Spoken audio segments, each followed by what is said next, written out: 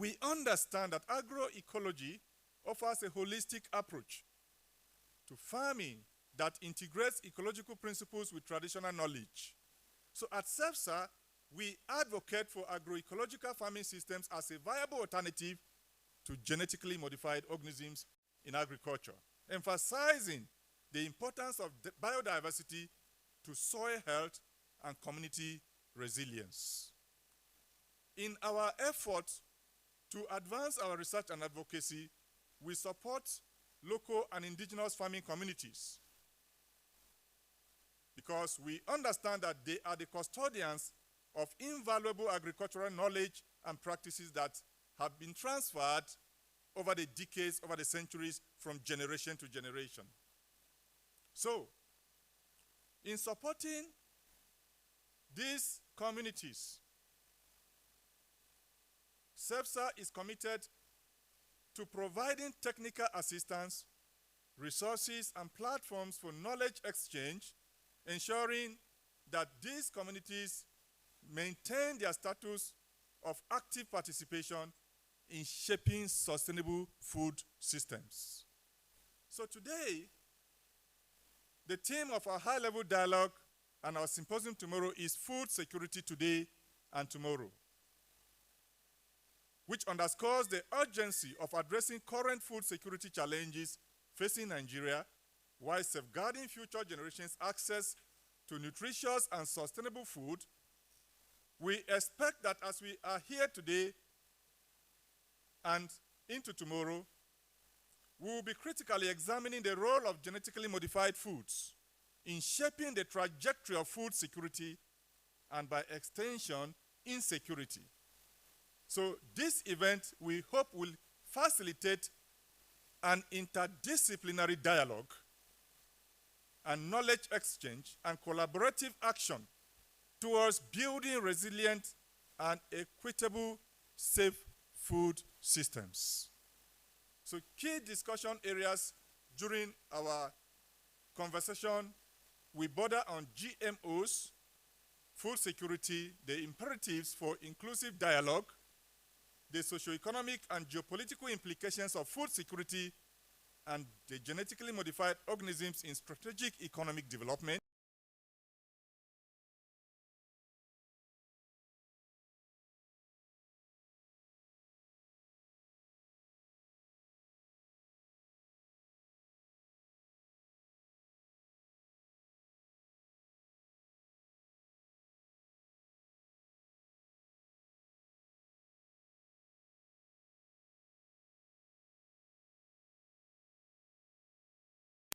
Not going to leave out the conversation around indigenous seeds and agroecological diversity as panacea for sustainable food security, bearing in focus that food security is not just an event that has happened on Nigeria today, but it's a process that began several years, perhaps why as a country we slept.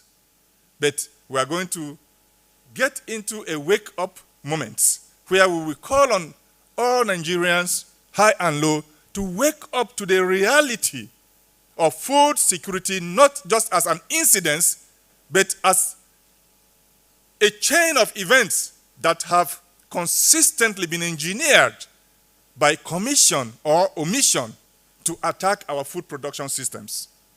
So, on this note, I welcome you to this event today, and I also encourage you to come tomorrow, as we are going to have a bigger house to interrogate this critical conversation about food security and the intrusion of genetically modified organisms into our food production systems. So at this juncture, I would like to welcome and invite Nimo Basi, the director of Health of Mother Earth Foundation. It's actually Head of Mother Earth Foundation, being ably represented by Mary Ann, to do justice to our keynote for today, that we set the table for our conversation going forward. Thank you, and I wish you a healthy conversation and participation. It's not a sit and watch event, we are going to expect that you will get involved in the conversation, in the dialogue. That's why it's a high-level dialogue. Thank you, and God bless you. Yes. I think it's... Okay, can we use this? Can you use it? It's about this. For 3 minutes. Okay. 3 seconds. Yeah.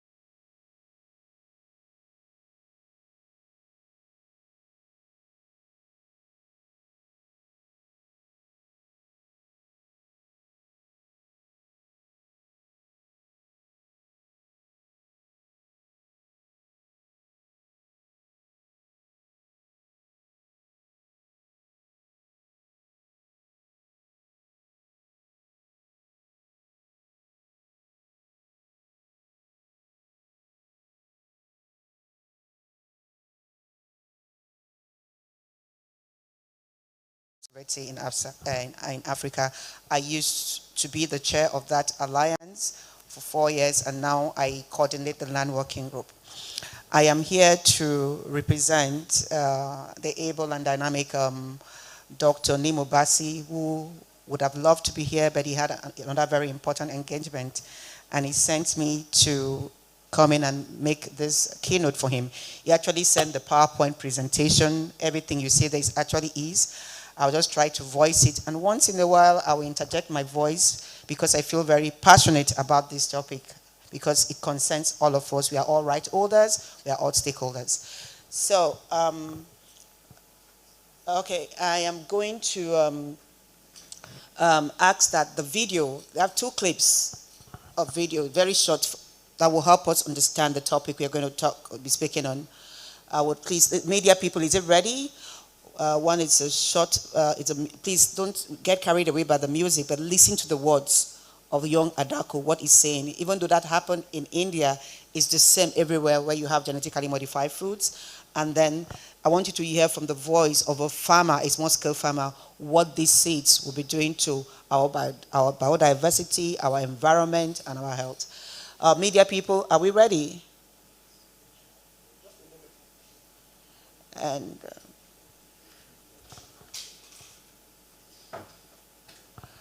so I don't know why they're getting ready. I don't know how many of us have heard about GMOs before, genetically modified. I mean, Prof tried to explain. This is horizontal gene transfer from one species to another unrelated species. In a normal flow of things, a man and a woman will come together and have a child. But in the lab, with the GMOs, a man can mate with a tree or with a goat to produce an offspring, which is not normal. Or they use a gene from a tomato to crossbreed with a pig.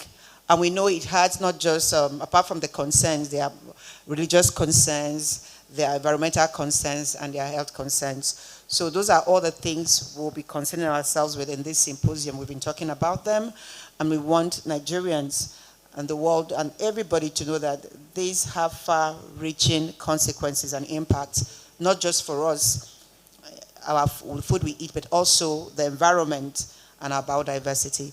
Please, is it possible or not? So, you know, we don't keep people waiting, but I really want people to watch. It's very short clips. It was playing, and then we can go on.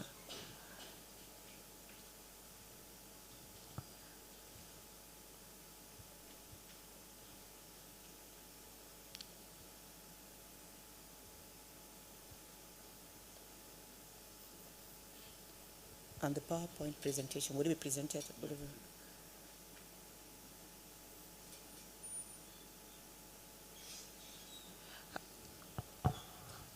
How long will it take, please? Please let us know how long it will take. Okay, because okay, like I said, how many of us have heard about GMOs before, genetically modified organisms? Can you just lift your hand so we know if you heard about GMOs? Okay, thank you. If you've never heard about GMOs, can we also see your hand? Oh, this is good. Everybody here has heard about genetically modified organisms. And I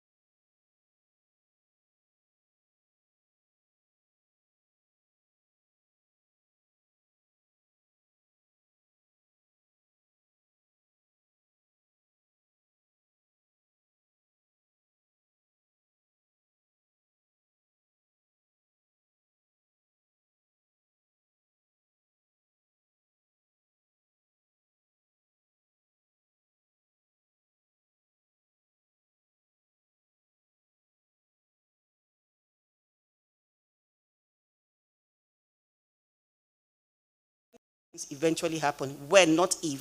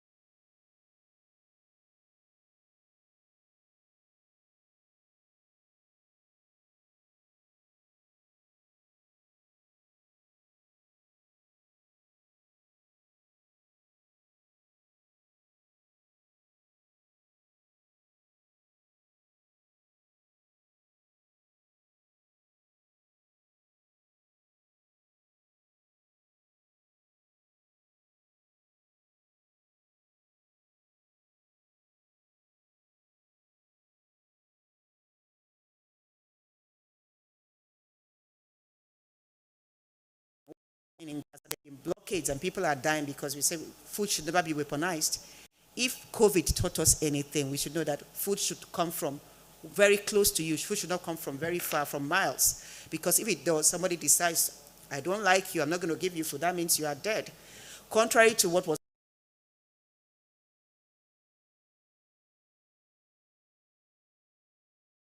it was not as it was predicted, because our food, God in his wisdom gave us good food. Our food is everything. It nourishes us. It also provided a basic need. So we did not, quote unquote, die as was predicted. Article 25 of the Universal Declaration of Human Rights states, and I quote, everyone has the right to a standard of living adequate for the health and well-being of himself. Guaranteed the quantity, the quality, the appropriateness. It should be available from natural resources. It should be accessible, affordable. There should be a right to feed in dignity. That is why for us we talk about food sovereignty, not just about food security. Food sovereignty means the right of the people to culturally appropriate food, the quantity and quality you want to eat, and in the right way, in the quantity you want to, not just you are hungry, you should eat. In 2000, there was a food drought in Zambia. Even though there was a drought in the south, there was enough food in the north. And the government said to the World Food Program that wanted to give them aid, oh, please, give us the money. Let us buy food from the north, from the country, so our people would eat what they are used to. And they insisted they're going to bring food aid to the country, GMOs. And they said, no, we want, imagine somebody giving you what you're not used to eating. So that is the control that these people, it's an agenda, whether we like it or not. These are genetically modified foods. I said, no, we don't want them. Give us money, let us buy food. Like for instance, let's say there's drought in the south. Okay, give us money, let us buy food from another part of the country. And they insisted that they must bring this food from somewhere else to the country. And the people stood against it and said no. And eventually, they were able to overcome the drought. Now, we said right to food must be interwoven with other rights. The right to health, the right to water, right to education, right to work, right to life, right to information. Of course, there are barriers affecting all these rights: access to land, access to seeds, rural poverty, access to markets, gender, and patriarchy. All this could be overcome if our government decides to do what is needful and put people over profits, people over the corporations who don't care about the people, who are just interested in smiling to the bank. If they care enough about people, they should be able to have basic infrastructure. If you go there are certain times in the country where you go from Benue all the way to Cross River, you have like yams, there are certain crops you see lined on the road, but they are wasted because there's no infrastructure, there's no good access to roads that this food can be delivered. So it's not a question of production, it's a question of getting these amenities available for the people to use. Now, the issues of GMOs were first commercialized in 1996. In Nigeria, the first time this was legally brought in was in 2015 under the National Biosafety Management Act 2015. During the administration of our former president, President Jonathan Abele Goodluck. And despite the controversies, the outcry by people condemning that bill, that act, it still went on to be passed. That National Biosafety Act of Management Act had a number of loopholes. In fact, there were fundamental flaws, some of which were that there was the absence of provisions for strict liability and redress. They pushed that to the people. If you contaminate my environment, you should be able to pay, it should be strict, it should not be fault-based. The composition of the board was made by people. It's like giving rats palm kernels to take charge of. These were the people like NABDA, National Biosafety Agency. Was hearing like a feedback coming up. They were part of a board. How can somebody supposed to be regulating be part of a board? The regulator. We had farmers who actually matter were absent. Access to information was at the discretion of the agency. Mandatory and clear labeling was absent. appeals and review, of course, were also not in that, on that act. There was no representation of farmers. It was fault-based, not strict liability. If I come to say, oh, you've content, they want me to prove it. But in the protocol, it's supposed to be strict. Only an aggrieved applicant, people who bring in their GMOs can appeal. An interested party or people that we are going to be affected cannot appeal. The fines and penalties were laughable. There were provisions for them to receive gifts. I mean, you can imagine and they say they are free to collect gifts. So it's almost like anything goes. We need to repeal. We keep saying that we need to repeal that law, because it does not take the interest of the Nigerian people that it was supposed to serve.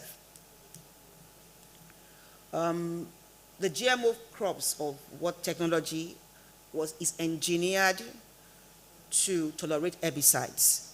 So they have it's like a combo. They make the crops and they also make the herbicides. So you buy my crop, you also buy, it's an accessory that goes with it. There's one they call glyphosate, and glyphosate has been declared by World Health Organization that it's probable to cause cancer because it's carcinogenic and it has a cancer-causing agent. Those are the things that we sprayed on the maize, on the things that they are making. And we know that, of course, there are gaps. What is our government doing? The people who are the National Biosafety Agency, which should be protecting our people, have gone ahead to issue permits to bring in GMOs. Mostly all our staple crops have been genetically modified: cassava, maize, soybeans. In fact, cowpea. Nigeria was the first country in the world to accept cowpea, GMO cowpeas. So you have major staple crops. What these people do, they go to a country and look at what is the staple food, because these are not they won't go and look at the food that people will not buy, because they are businessmen, like I say, they are businessmen. They want food or crops that everybody is interested in. In Ghana, they are interested in banana because that's their staple. So if you go and check, it's cassava, it's beans, it's maize, it's on their website. All those now, we have GMOs almost on our tables. And the concerns, and they are saying that, they've treated people to say that they are bringing improved varieties. What they're trying to do is they're trying to improve. How can you improve something that's already been given to us in nature? Like my mentor, Vandana Shiva, will say, you don't take something that is already there, contaminate and pollute it and say you've not improved anything. You just succeeded in spoiling something for us. What are they putting in our food? If you notice, if you go to the hospitals, now most people have food poisoning, they are allergic. Is it that we are allergic to something that has been done to our food? What has been done to our food? So many things, people complain. Some years back, we heard of killer beans. People were dying, you eat beans, and it's something definitely went wrong with that beans. Traditionally, you eat food. Food is medicine. There was a time I was sick, I was in Cuba. They prescribed food for me to eat. The food was the medicine for my body. So if anybody tinkers with your food, they're actually tinkering with your life. They're toiling with your life. They've not improved anything. These people cannot do anything. You take a seed that's been given to us by God, in nature, you contaminate, put some things and say, what have you improved? Nothing. You've contaminated a seed. The other concerns is the labeling and the right to. They don't label them. If you are so interested, if you are so proud of your creation, why not label it? If you tell them to label, they will give you 1,001 reasons why they will not. If you are, we have people. I'm not advertising for people. MTN, Airtel, Glo. They're struggling behind their label. But when it comes to GMOs, those people run to hide. They don't want people to know their GMO. If you are so proud of what why won't you say it? My grandma says, if you don't want people to know what you are doing, then you should be doing it because you are hiding. There's something you don't want people to know because there's something fundamentally wrong with it. So there's nothing, I will not call them improved. I would say it's contaminated. We don't even want that kind of, because it's fraught with a lot of things that shouldn't be on our plate. I wish you could see these slides. It will help us. I hope it comes up. The concerns are that it degrades our local agriculture. These people come in and criminalize the way or traditional ways of doing things. Who made you God? Who makes you think that the way we are producing our food is wrong? That is very wrong of them to come in and try to change things fundamentally. We are not against improvement. the traditional knowledge combined with the new ways of doing things could help. But don't come in and say no, stop. And then you bring in GMOs that have the tendency that people don't know the far-reaching implications of what will happen at the long run. There's also the issues of attack on local stable crops, like I said. These are staples. These are food that we eat. If we cassava, you can people sip gari. You can say I don't have anything. Pata I go sip gari, but now it's been attacked. It's genetically people can't even reach it, and this thing is not free. Eventually, farmers will have to buy the seeds from the company. You have to buy the seeds. You go to them every year, because now if you save them, that's the issue of patents. Is they claim it is our property. Imagine them owning crops that have been created by God, their property. So you go back every year to buy these seeds. So the issues of intellectual property rise, issues of control, issues you cannot save, resave, you exchange. Those are the old age practice that farmers use. You exchange your seeds, you save them, you use them, reuse them for the next planting season. But with GMO seeds, you can't do that, because the owners, quote unquote owners, claim that you have to go to them to that. They are businessmen, likely. They are business people who want to make a killing using poor, hungry people. And of course, it's unhealthy diets. And it will also cause a lot of food insecurity. And the rising seed prices, this is not free. I want us to know these are not free. And the risks that it will cause on our agriculture and the burden. And they will promote monocultures. Look at this room. People, we are all black people. We are diverse shades, color, very different things. It's beautiful. Nature abhors. Imagine if you just have one single thing. That is what they want. If they just want yellow corn. They don't want, but they just want one trait. You don't do that. What if anything happens and crashes that? That means that whole thing is wiped out. We're talking of issue of genetic contamination.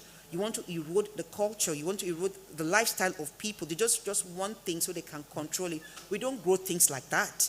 People grow, the farmers that we have, you can grow, you have a farm, diverse farms. You grow maize, you grow beans, you grow a lot of things. What we call companion crops. The corn acts as a structure for the beans to climb. This acts like a nitrogen to help it to control pests. So everything we want is in nature. These people don't want that. They want you to buy their pesticides. They want you to buy their herbicides. They're just businessmen interested. And what else? You not to have a phone, but at any point in time, you will eat. And if you're going to eat, you're going to pay for it heavily. Are we able to bring it on? Okay. We're still there. And we are eroding our genetic diversity with single traits, with monster impacts, and also impoverishing our farmers and adding to the economic burden we are talking about. The threats are enormous. The reduced crop and animal variety, issue of contamination, uncontrolled spread, and we know that GMOs is used mostly to feed animals in Europe and in North America. They don't use it they use it as feed for their animals. But in Africa, they want to use it as for us to eat. These are things they use to feed the animals. Here, they want us to eat it. Of course, we can't even control them. You can't detect them, so we are going to be eating it as our crops, as our food. And then the unintended ecosystem effects that are not immediately visible for decades. The fact that they say, no, nothing is wrong, it takes years for some of these threats to actually manifest. So in a couple of years, in the next 10 years to come, we'll begin to see the full manifestation of bringing this technology into our soil, into our environment, into our tables. And the pollution by harmful organisms. All the time, if you spray things, if you see the way they spray these things in the US, they cover themselves up. You think, they're like astronauts. If those things, if they can cover themselves, and they are harmful, where there's been experiments where even insects don't want to eat the GM crops or plants because they've been heavily sprayed. What makes you think if the insects run away from it that us human beings will be safe?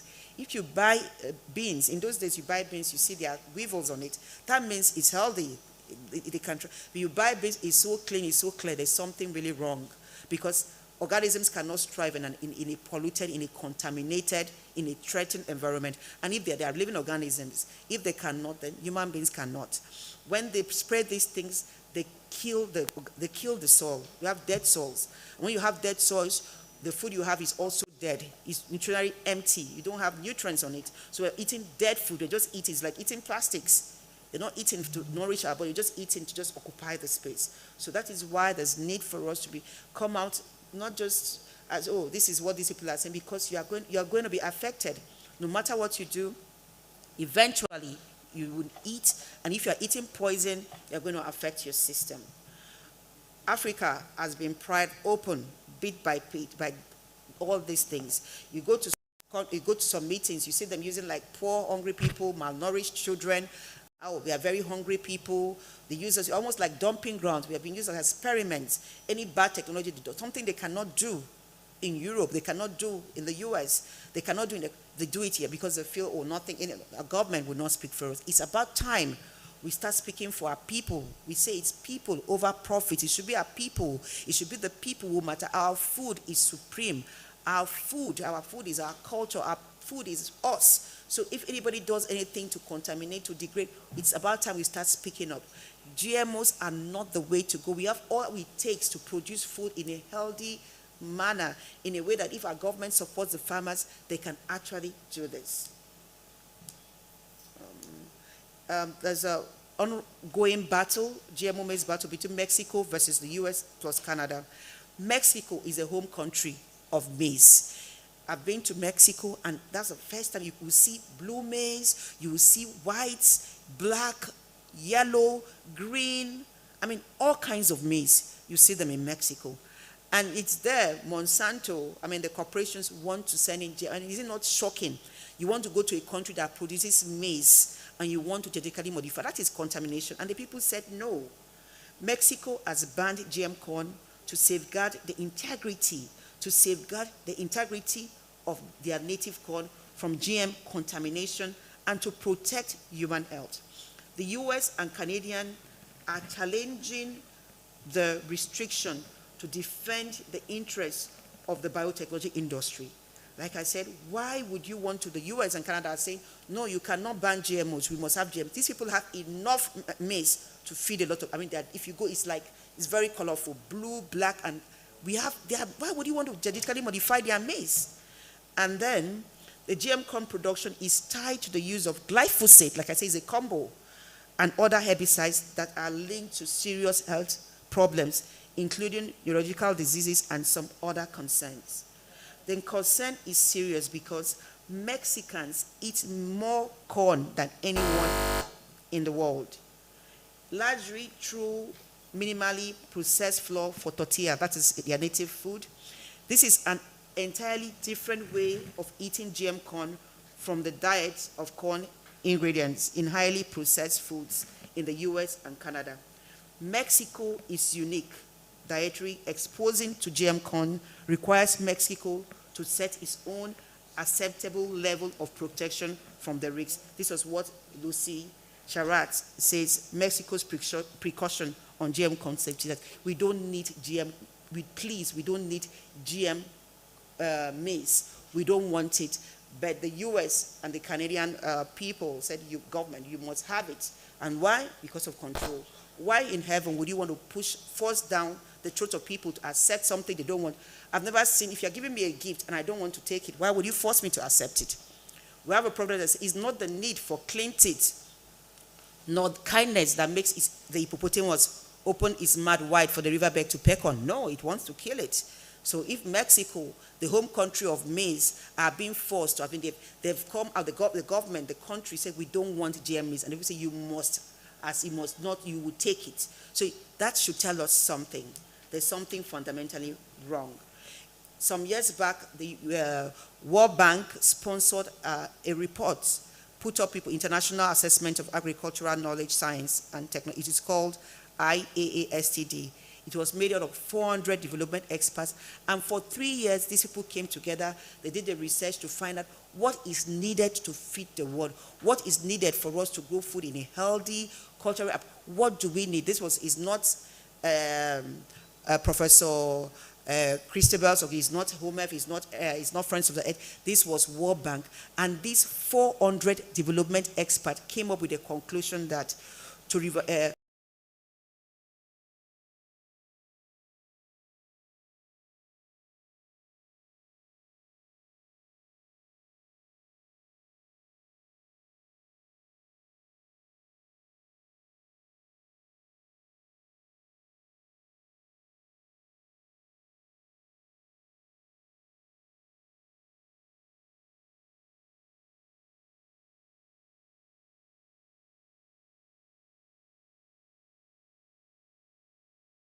environment. It says it's not going to be business as usual. It said you need these farmers to be at the forefront. Take these businessmen, these merchants of debt off production and let the farmers decide. Agroecology can feed the people. This was what these experts in this IASC they came out with. So let nobody tell us otherwise we are the ones trying. These people that are the ones making up story. We are not. Experts have actually confirmed that GMOs are not the way to go. I have I can give it to some people where there are case studies to prove that agroecology can actually feed the world. Agroecology can feed Nigerians and Africa as a whole. The reality is that local farmers anywhere can feed the world. And agriculture that is done by these farmers actually cools the planet. Local knowledge and systems are what we should tap into.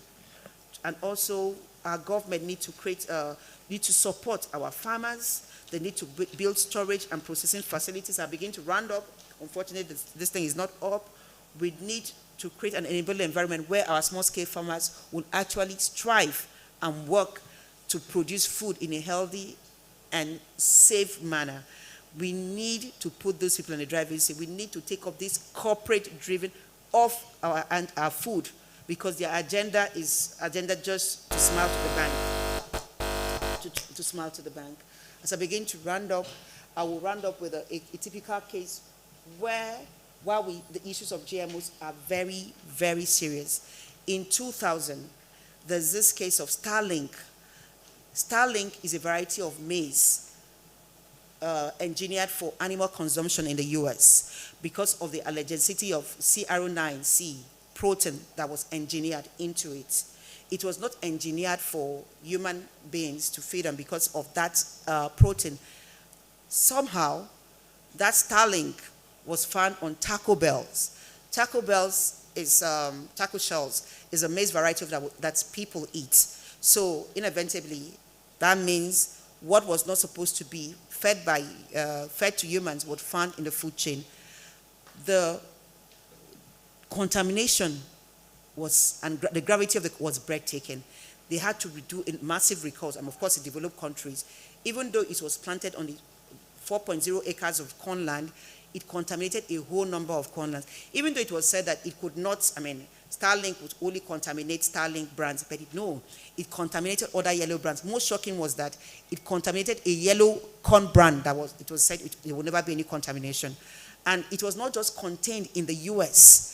This contamination was found on the ship aid that was sent to Japan and to South Korea in 2000. When we had the summit in Rome in 2001, Latin American groups said that they found Starlink in it. So it's issues of this contamination that shows that issues of GMOs, once it is released, the inventors, those who cannot contain it, it can be carried by wind, by pollution. It cannot be contained. What you find in Benin can be found in Kano, can be found because it can be carried by pollution, by anything. So that is why we are saying this thing we need the urgency to look at it and stop it now. Why can't we just keep ourselves as organic production or producing food what we can send to other countries? Why would we want to contaminate? No, presently, Europe has refused to buy our beans because they say it's loaded with pesticides. Very soon, they will stop buying our food because nobody wants, they are the ones, this is their technology. We are only getting this from them. Why would they want to get it from us? Why do we want to contaminate and pollute what God has given us by tying in and buying into these people? That is not done. So, ladies and gentlemen, this is the good news we are bringing to you people, that agroecology is the way to, it's done. I'm almost rounded up. You can just run through the slides for them to see. Is it there? I'll just go there and just run through the slides for you to see what happens. Can I take the mic with you? Yeah, okay. I'm sorry, I'm almost done. The presentation is over. I'll just run through it so you can just see all that I've said. So you just see the beautiful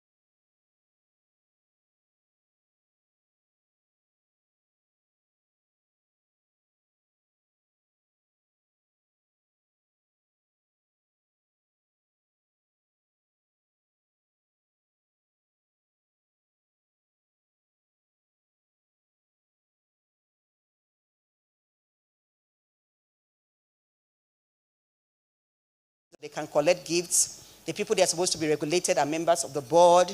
There's no provisions for liability and redress. There's no provision for strict liability. There's no precautionary principle. The Catania Protocol on Biodiversity says, where there is doubt, oh, the brakes. There are no brakes in that thing. I mean, it's just free for all. You see, they even have provisions to collect gifts, so you know what that means. Please run it. And like I said, it's engineered to tolerate herbicides. It's like a combo. People who made those things say, you buy this and then you have to buy that. And maize and the glyphosate has caused cancer. People are suing. The highest claims given was in the US, a case of Lee Dwayne Johnson, where he was awarded $289 million he had cancer from that product. So, I mean, it happens in the US. I don't know if we can get that in Nigeria, if we can sue. But eventually, in a couple of years, we'll see this Trojan gift we've received, what would happen to our food, to our environment. Let's run through it. Like they said, they've tricked people to adopt it because they said they're calling them improved varieties. Like I said, there's gaps, the government, scientists, public.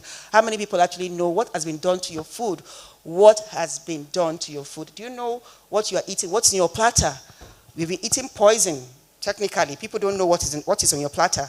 Because if you know, as if I take a food now and spray it with insect, nobody will eat it.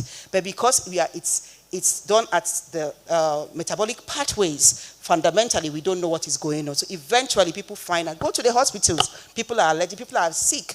I grew up knowing people had cancer who are obese. Now children have cancers. Young people have cancers. What has been done to our food? Because it starts with the food. I mean, it's a fasting period, but eventually people will eat. You might decide not to, travel by plane or something, but when it comes to food, if somebody controls your food, my brothers, my sisters, that is another form of colonialism. Let's run. There are many concerns. Like I said, there's so many things happening, issues of degradation of local culture, our staples, a lot of things are happening. It's like taking your life is remote control. Like I said, oh yeah, let's turn to the next one. That is what is happening. If somebody gets angry, if somebody controls your food, I said today you're not eating. You're dead already. So let's think about that. Like I said, there's so many concerns. So many concerns. Let's go. I really want to round up now. And the threats to our crops, to our animals. A lot of things is happening. GMO crops, if you travel, they use it to feed their animals. Nobody eats them. Mostly it's for animal feed. But here it's our crops. Cassava, maize, cowpea are now genetically modified. They gave up permits as if they were able to pack people. Any people want, oh, bring it. Owa, oh yeah, this Owa, bring, everything, bring. We're just giving. Despite concerns, Burkina Faso banned BT cotton April 14th in 2016. That was the first one Nigeria went to approve. How, according to my people in Nigeria, no be juju be that. Somebody banned something and said it is wrong. You went to approve it. Because they said what they said, all the promises the biotech company said was Monsanto. It didn't come to pass. They said you're going to be lengthy, but it was short. They banned it. That was the one Nigeria approved first. And we think something is not wrong. Let's move. Like I said, no, just go back a little bit. Go back. The unintended ecosystem effects, that some already happening, but in time we would see this misadventure where it would lead us to. And then the public cannot distinguish between GM and non-GM organisms. You cannot, with your naked, in fact, when you see a GM, it looks better than a non-one, but then what are you eating? You cannot distinguish with your, let nobody lie to you to say, oh, we are doing, it is nothing improved. And most of these things are imported technology. They are imported technology. They assembled, even with the cassava one, we wrote to the people in Zurich. I asked the people, do you eat, we asked our organization, do you eat cassava? They don't eat cassava, but yes, they are tinkering with it. They're using to do experiments, they are fortifying and bring, and then you don't eat cassava. Meaning you're tinkering with a people's table. It's like you're tinkering with my life, and then you expect me to sit down and be quiet. We're sitting on a time bomb, and things need to be done. Let's move on. Like I said again and again, Africa is labeled as hungry. You need to give a dog a bad name not to kill it. Oh, you are very hungry. You're malnourished. We need to do something. And most times you travel, if they're making presentations, you see a picture of an African child hungry and malnourished. So they will be able to justify why the need to do all the things. We are a dumping ground. We are like an experimental field. We're like lab rats. So anything can go. You can't do anything, and they can get away with it. Some years back, I was in Burkina Faso, and The airline, I don't want to mention it, did not come to pick us. At the dead of the night, the US came to pick. There were just two of them. We had many Nigerians. At 1 a.m., people were crying. We could not leave from different countries where, of course, you trust Nigerians were more. They came and said, American passport. American people, you flash it, they came, they picked them. We were abandoned there. I didn't know. I had to call my dad, a young person there. I said, come and carry me, oh, please. He had to call his friend to come and get me at the airport. I'm just saying the country where people are valued. So here they feel what happens, nothing can happen. They just dump whatever they want into this place. Who produces the technology? Who is in charge of that technology? Let's go.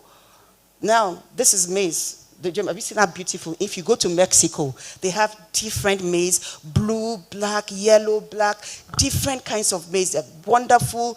I've never seen the variety. Is these same people, the US wants them to have GMO? And they said, no. No, sir, we don't want GMO. We said, no, you must want.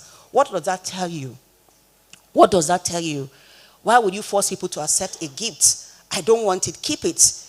And that is what is happening. They said, we don't want, Canadian guy, they said, you must open, we want you to have GMO maize. And they said, no. Mexicans, it's just like we have cassava, we have our food. Is their staple. They use maize for different things, tortillas and things. And once they feel they contaminate, this is like something they pride themselves with. Once it is contaminated, it will be lost. Vandana Shiva, who is like my mentor, who is my mentor, not like she's one of my mentors, told me in India used to have like more than thousands variety of rice or something. But now because of it, it's eroding because these people come in and they want one thing. They don't want you to have many, so they control. It's easy to control if it is one thing.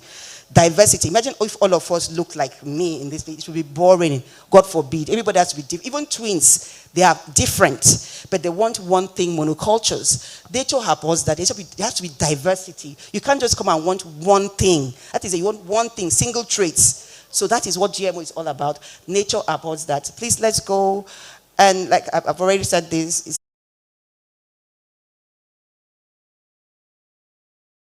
STD was commissioned by the World Bank some years ago. They assembled 400 experts and they did this over 3 years. And these people came out to say agroecology is the way to go. Agroecology is farming in harmony with nature, not against it. And they said that small-scale farmers, not political farmers, not corporate, not Monsanto, not the people who are just concerned about smiling to the back, not bad science combined with bad businessmen to make a killing from poor, hungry people, that these are the people that would feed people. In fact, FAO, Food and Agriculture Agency of is an arm of the UN, says 70% of the food that is eaten, produced, and eaten by people in the world is produced by small-scale farmers. So why won't our government help them? So running down now, I'll just conclude by saying like that, honestly, we don't need GMOs. Honestly, we don't. We have all it takes to grow our food. If there is, I mean, if you're even, I've been in Abuja for them, the heat here, I mean, there's no light. If there's no light, if you don't have generators, if you don't have maybe, life is so, it's terrible. And if you are hot, you can't do much. It's terrible. Our government needs to consciously try to do something. Get infrastructure. Have you ever, during mango season, you see mangoes littered everywhere. You go from here, you see mango everywhere, already same thing.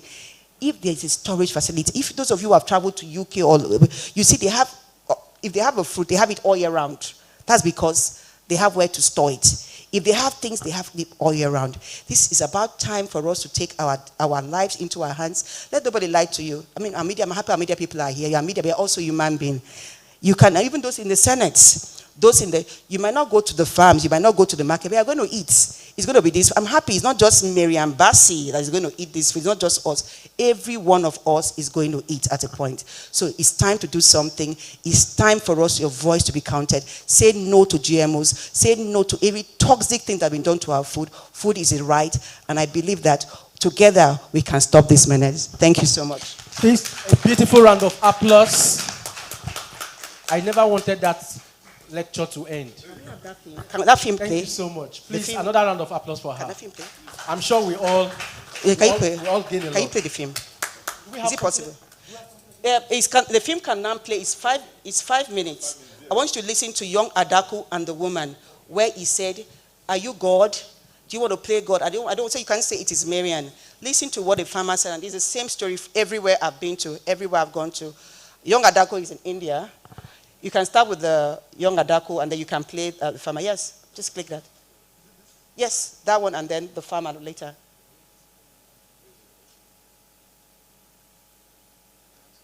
Please, where's the volume? It's coming. Yeah, better come. I hope Monsanto has not come to switch off certain things. It's turned off. It's not compatible. That's okay, we can. But if you can share the link. You need to listen to what this guy is saying. He's saying, how can you put a predator to be in charge? We in the heat of New Delhi with the farmers in the streets. My name is Young Don't Doc, dance. when I the want you doc to who stand, is a but thief. listen to the words. Listen to what he's saying, please. The lyrics is nice, but please listen to what he's saying.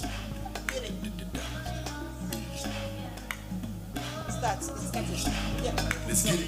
Yeah, we in the heat of New Delhi with the farmers in the streets. My name is Young Daku and the Daku is a thief. I'm stealing all the pain, the suffering, the grief. Cause big ags killing farmers for mimosas on the beach. From rollies to tortillas, Louisiana to Japan. It's your bread or your freedom, big ags got a plan.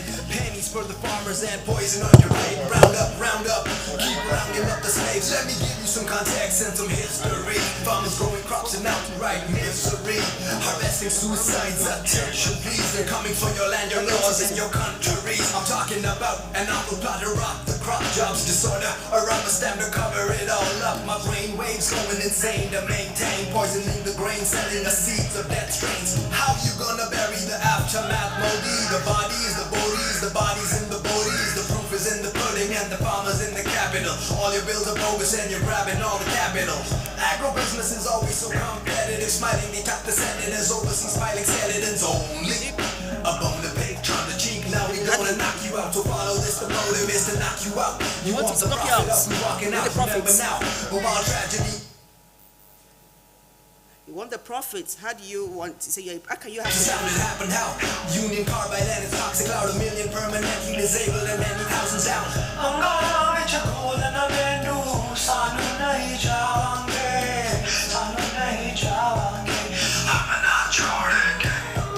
The problem in the present is the burdened MSP. The setting of the prices and the owner of the seeds. The farmer's gonna die, then where you gonna feed? And everybody's breathing through the burden of your greed. You own the marketplaces and you own the granary. Financing gene drives, aiding biopiracy. Mr. Gates has bought the planet, so what else does he please? Farms without farmers, automation is your key. America! All hail the big ag progenitor. How you gonna save the farmers when you are a predator? Remember this, only took the land by making settlements. The farmer signs the papers and the same man is a terrorist. A terrorist, we better bury him, make him irrelevant. The wheat is for the taking, harvested by putting lead in him to strangle it with middlemen and corporation. Contract rate with malnutrition, ammunition, blame religion. Better sell your lands and quit. Fit together makes you reminiscent of the British going opium while famines killing millions. Politics, how will they compete? It's just irrelevant. Monopolize the capital, then selling it and storing it. I'm a little red again. The devil is a celibate with billions in embezzlement. His pictures on the television, waving fists, sending kids to farmers to fight battles in every border area and evil war from Waterloo. Look at this, come on in, people coming double in. Farmers live strong within. Take your bills and let them rip. Double profit, double wins, double crops, chicken crops, seed stocks, GMO, God move. Stop.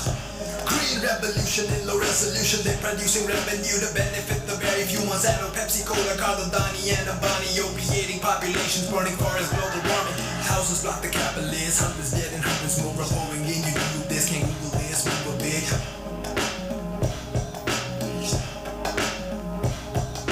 I just wanna let you know how I feel. This is real. Come and see me. Believe farmers giving lots for free. I just wanna let you know how I feel. This is real. Come and see me. Believe farmers giving love for free. Get big or get out. The next one, please. The next one. Like him too. The next, no, stop. The next one. That one's of 2 minutes. He just wants you to know how. That is also how I feel. Predators. How do you ask a predator to be in charge of your food? This is not. This is India. Watch this woman. Listen to her. 3 minutes and then. This seed was given to us by God. We have sovereign right to this seed. It is a symbol of our freedom to to be who we are, to grow what we want to grow, to eat what we want to eat, to share what we want to share. It's a birthright and it is a symbol of our cultural heritage. I found my life's purpose growing this local seed and distributing it far and wide. And yes, I've been threatened, but I'm not fazed. That's what they do. It's something that I'm prepared to die for.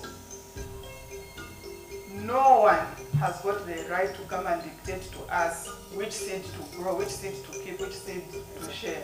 What right do they have? I wonder. Can they be above God who gave us this seed? Let me tell you one thing. Every day I get on my knees and I pray to God and I come against these multinationals that are trying to destroy our seed sovereignty. And they will not succeed. Amen. You will not succeed. Amen. At the end of the day, it is these bullies, these multinationals who benefit, not us.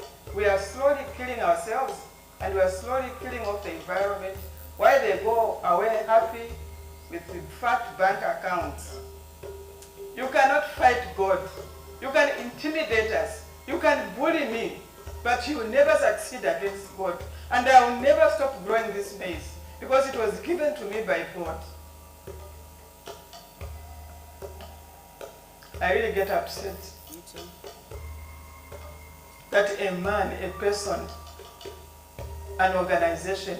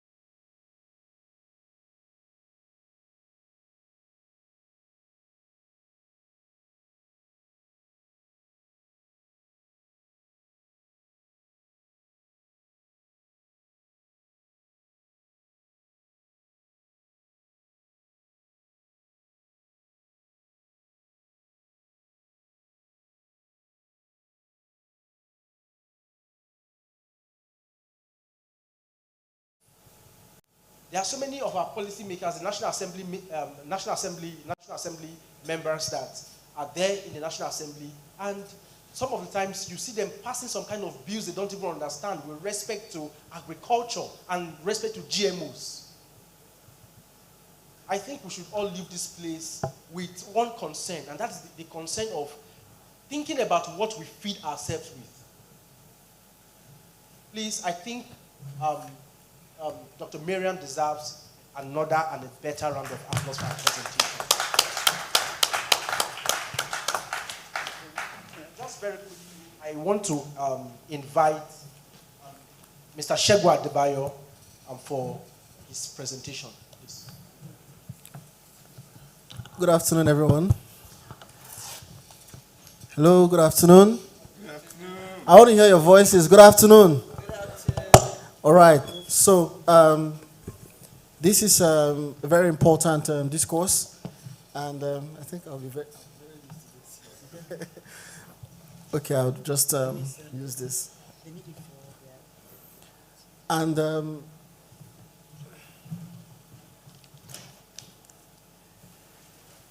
thank you. All right.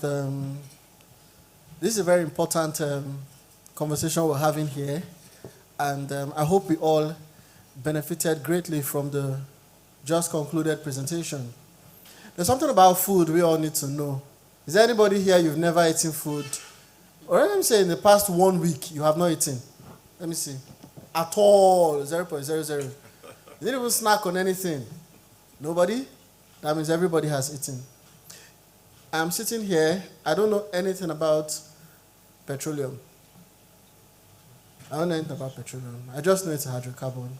I know we have oil companies, I know we have this, I know we have that. But everybody knows about food, true or false? True. Yes. It's a knowledge. Even a newborn baby, one of the first signals the brain sends to the baby is how to suck. Food and air, biofuels. Without those two things, humanity is gone. So it's very difficult to control air. Very difficult to do that. But here we are looking at, I was telling someone yesterday, I said the Ministry of Agriculture should be renamed to the Ministry of Life and Death. That's what I said. The Ministry of Agriculture needs to be renamed because their business involves the very lives of people. And we're here because everybody who eats is a stakeholder in the business of food. Everybody who is interested in eating. Because you are what you eat. You become what you eat. So if you eat, you must be concerned about what you're eating. And that's the reason we're having this forum. That's the reason we're having these engagements. And I don't want to repeat some of the things you've already heard, but this is an interactive session. We're going to be taking questions. We're going to be taking comments from those of you who are here. We want to hear what you have to think. And I'm sure some of you you may have the question, what is the way forward in different forms? Where do we go from here? What do we do?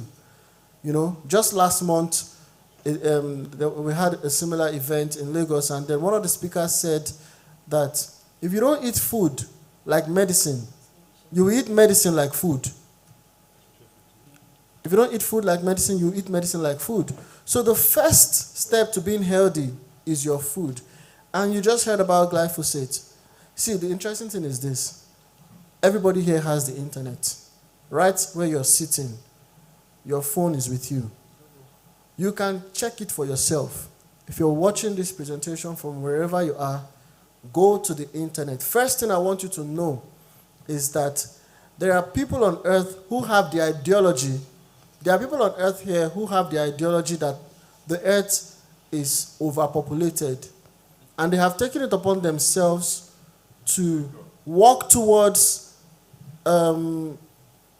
promoting policies, promoting steps to reduce that population right where you're sitting. I want you to go to your phone and search for, just type Georgia Guidestones. Just type Georgia Guidestones by yourself and click the Wikipedia article you see. And when you click it, you scroll down, you will see, they called it the 10 Commandments of the New World. And the number one of those 10 Commandments is to reduce, in fact, it said, maintain the world's population below 500 in perpetual balance with nature.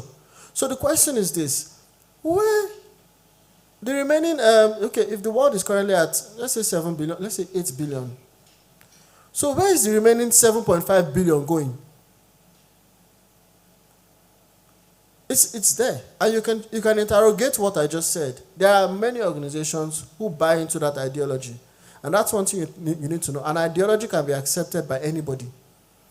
So not everybody accepts the ideology that you have accepted.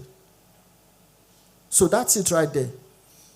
So first of all, I need to let you know that it is an ideology that the world's population needs to be reduced. Some people are proponents of that ideology. Then the question is this. If somebody who believes that the world's population should reduce, if he gives you water to drink, are you going to drink that water? He gives you food to eat, are you going to eat it? Answer that question yourself. The most powerful dibia in your village, he is very powerful. He puts a sacrifice at the junction, a cat will eat the sacrifice, and the pot will pursue the cat. Then he gives you food to eat. Would you eat it? So these are the questions we should begin to ask. Then we have organizations who buy into this ideology. They begin to pass policies in our nation, and we accept them, and we turn them to laws. That is the reason why we're here.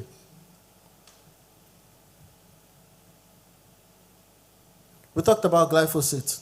That's not, you can Google glyphosate yourself. Everything is, it's written in English. You'll find it. It's the number. It's not number two. It's the number one cause of cancer anywhere in the world. There are enough scientific studies to buttress this point. Then I'll speak on one. That one is called atrazine. You can check it also yourself. Atrazine is known to suppress the development of testosterone in males. And then the child begins to grow. He approaches the age where his chest is supposed to broaden out. He's supposed to start, breaking into puberty. But then that chemical, because it's in his blood, he's been eating it from the food. It begins to block it. Then you start seeing the males becoming effeminate because of what they eat.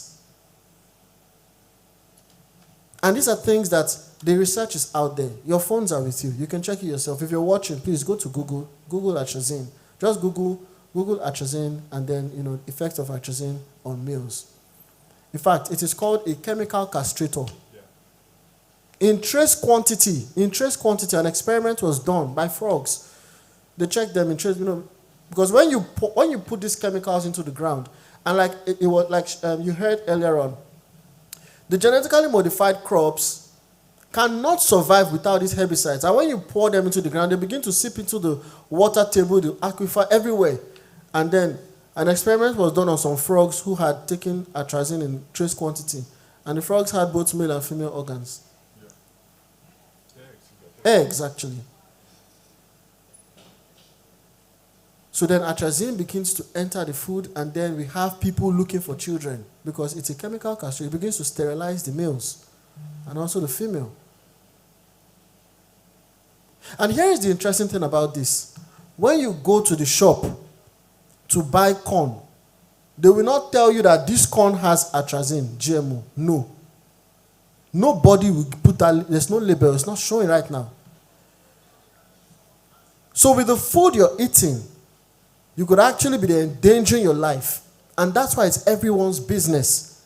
There's a saying that says that if the ears refuses to hear word, it will follow the head into the grave.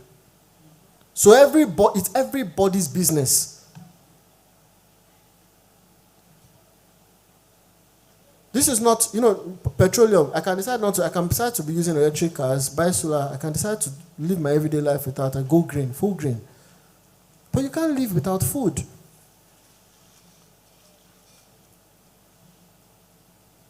So that's the reason we're here, to really interrogate this subject. There's so much about it, and that's the reason we decided to have this pre-meeting today, and then tomorrow we're going to be going fully into it. There's so much we want to show you. There's so much that's going to come out as a result of this. Many untreatable, they call them modern illnesses. They come as a result of these things that we put into our body. The rise of autism. Look at autism. A lot of it's autistic disorder. A lot of children now are reaching age 6, 7 before they can talk. Developmental delays is because of heavy chemicals that have no business in the body. But those chemicals go in through the plants because the plants have veins like you do. You have blood streams. The vascular tissues, they go in from there. and then enter it, and you take in these chemicals, and then it's something else. So this is the reason why you're sitting here. This is the reason why we're here. And if you're going to ask, where do we go from here? It's now, you see, we need to begin to speak to the youths and everyone in the country. We cannot be interrogating this very important topic. The only time, the only time people get affected by this is by the cost of food. It begins to go up. Now think about it. On one hand, you're seeing a lot of intervention. Most of the agricultural intervention in this country at this moment that come from outside the country are pro-GMO. For instance, very recently it was said that $134 million was injected into the agricultural sector in Nigeria. For what? For drought-resistant crops, transgenic crops. So the question is this: if that crop is going to grow on barren ground, what is engineering it? These crops. And what they will not tell you is that the amount of herbicide and pesticides you will use year one is you're going to almost double it by the second year, because the weeds that grow there will become resistant. And then the so-called income that you think you're getting from it, you guys start spending it on pesticides. Now these agricultural interventions are coming. As it's happening on one side, as it's happening here, you're looking at the other side of the news. 2 days ago, Kajuru village was attacked in Kaduna by yourself. Just Google Kajuru, Kajuru. That's Kajuru. You can check it yourself. You can search on it on the internet. That local government it's a full farming. That's the main occupation. There's a full farming town. That's what they do there. And then begin to look at the trend. All the recent kidnappings in Nigeria, all the recent attacks on villages, go and check everywhere. All the locations are farming communities. Then the farmers have to leave and run to the city. Why? Because they can no longer farm as they should. And here's where it becomes more dangerous. The farmer runs away with his family, and then you have children growing up without the farming culture. Yeah. Then what happens to food security tomorrow? Yeah. That's why the title of this event is Food Security Today and Tomorrow. We all witnessed what happened in Mangu in Plateau State. A whole local government. Now, if you don't know, Mangu is the largest market for maize in this country. Most of the maize from southern Kaduna and all around terminates there, and then from there, it goes into different parts of the country. And these days, newspaper carried it that over 436,000 metric tons of maize got destroyed as a result of the crisis that happened in Mangu in January. And the interesting thing is that in the 2 weeks window where the attacks on Mangu was rife on the news, that same period,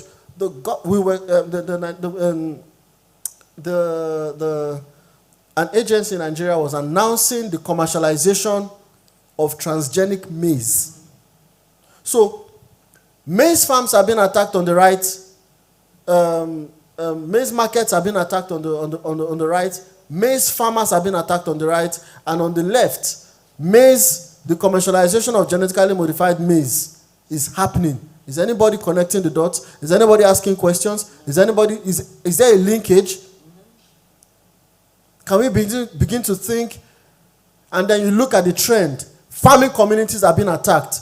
Where is food security for tomorrow? And food security is not only about the availability of food. It's about healthy food. Now, think about even the very disturbing part of this thing. Number one, I don't know if anybody has been told. These genetically modified seeds, they are sterile. So you plant them, you buy them this year, you buy them. Then by the next time you want to plant, your entire harvest, you can't plant anything from it. So what happens is this: you need to go back and buy seeds again. So you grow in your farm right now, and you grow this crop. You can't take out of your harvest and use it for your next planting season. No. you have to go back again to buy it. And you go again. And then the day the seller says there is no seed, what happens? Then your food sovereignty is gone.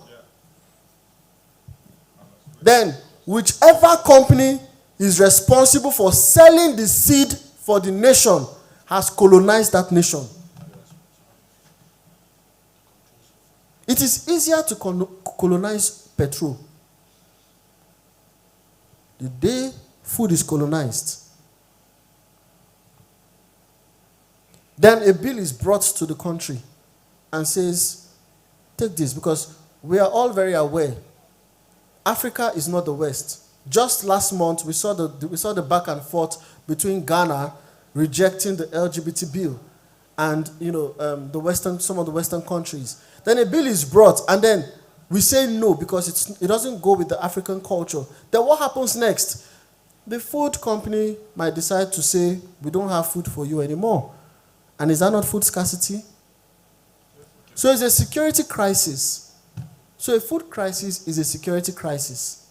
And this is the reason why every one of you here, you must begin to, by yourself, start initiatives to protect the country. It doesn't take the president. The president alone cannot do it. You have a role to play. I have a role to play. And together, we have something we can do about this. And that is why we're having this event. And that's why tomorrow's event, we want more of you to come, bring people, and then we can interrogate this topic even much more.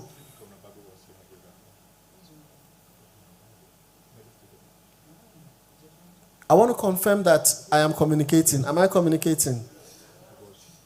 And you must leave here with your sense of action. Begin to scroll through your phone. Begin to take these things out. There is nothing I have said here that is not on the internet. There is nothing. You can check absolutely everything. You can check everything. Search about Mango Village, Mango and Maize. Search about Kajuru and Maize. Tie everything. Look at all the villages that have been attacked. Go and check what those villages are doing and confirm whether those villages are farming communities or not. And also, you can read the news properly. We have ladies and gentlemen of the press here. You can read their news again. Look at it again. Look at all the interventions that have come into the country in agriculture and see whether it is not supporting the business of genetically modified crops. And that's the reason we're here. And at this point, I will save the rest of my notes for till tomorrow. I don't have slides. I am the slide. The slides are already on your phone. They are the searches you're doing are the slides that I've been reading to you. And at this point, I would want to begin to open. I want to open the floor at this time. I mean, we've been listening to us for the past 2 hours thereabouts. I want to open the floor for even, particularly we're interested in the questions from the press. Ladies and gentlemen of the press, you have questions. Experts in the house, we have lawyers, we have medical practitioners, and we have people from all across, all across. Please, if you have questions at this time, I would like a microphone to be ready to go around, and then we can begin taking questions from those on the floor. So, by a show of hands, do we have anybody that has a question? Show of hands, do we have anyone you have a question? You want to make a comment? So far, a question, a comment? Please. Yeah. All right. Thank you very much.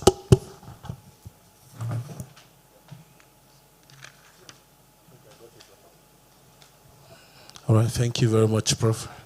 And thank you,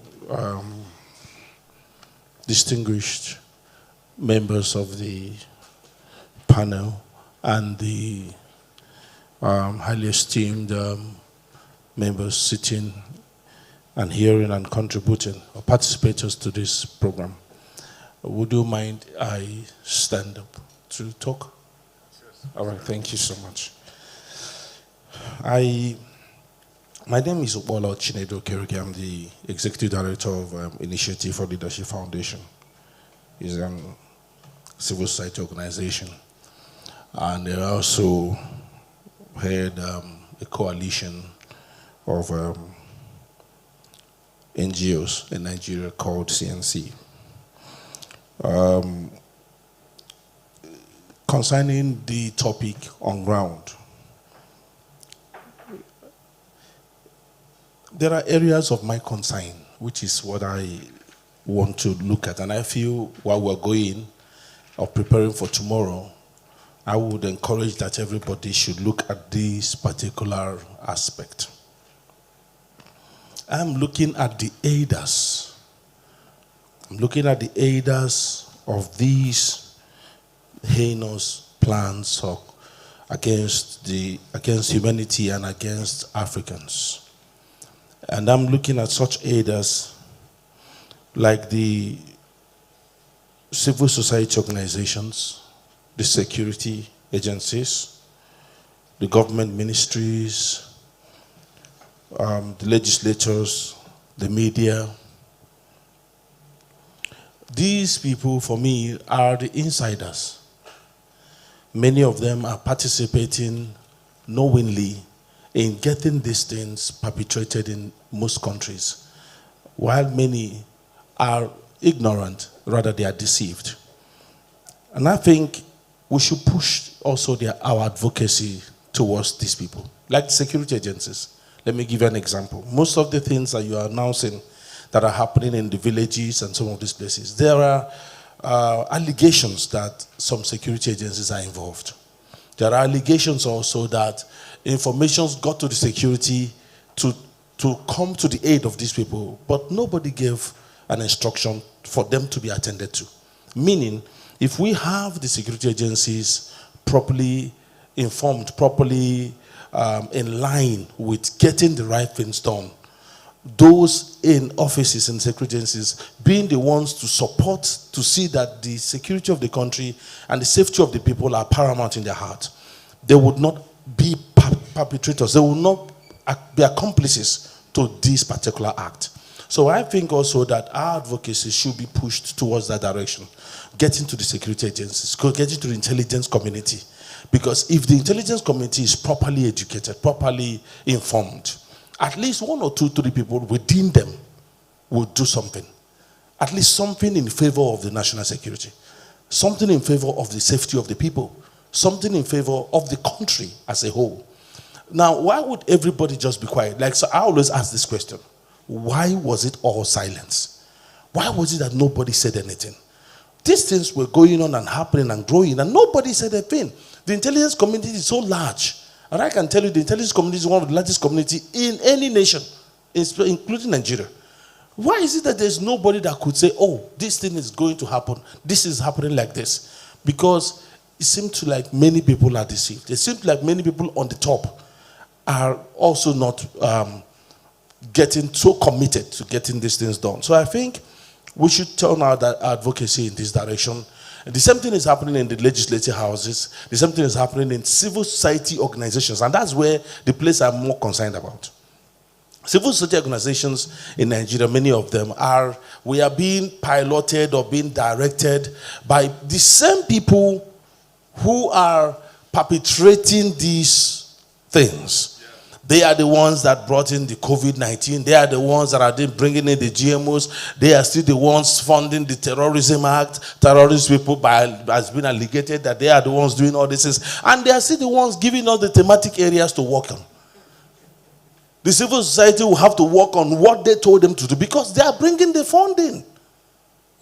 They bring them in, come and do transparency initiatives, come and do anti-corruption initiatives. They put them into a conference. They give them per diem. They give the whole thing. For how many years? Nothing is happening. We don't determine the thematic areas we work on as civil societies in Nigeria. We don't determine what we work for. We don't determine what we are going to push for. They tell you what to push for, and they will fund you. And then they send us on wild goose chase. Everybody's running around doing nothing. And then the country is going down. So I think the most important aspect, we should begin to look at this deceit that is going on in the country. Should be arrested. The fact that they have the money does not mean they should come here and twist everybody's head. Some people should be able to say, no, this is what we want to fight for. This is the need of our country. If our country is being... Okay, an organization will come in and put in line with you. If you're not in support of LGBTQ, we cannot fund you. And you go and collect the fund. Because you must collect fund. And because you must do advocacy. Because you must be on the news. And then you are supporting LGBTQ. When our constitution and our laws is against it. And then tomorrow, when they want to say they have the number in Nigeria, they will count you as one of those who are the number. So what I'm saying, in fact, is that the GMOs are a silent and a very trickish way of colonizing and bringing people to bondage.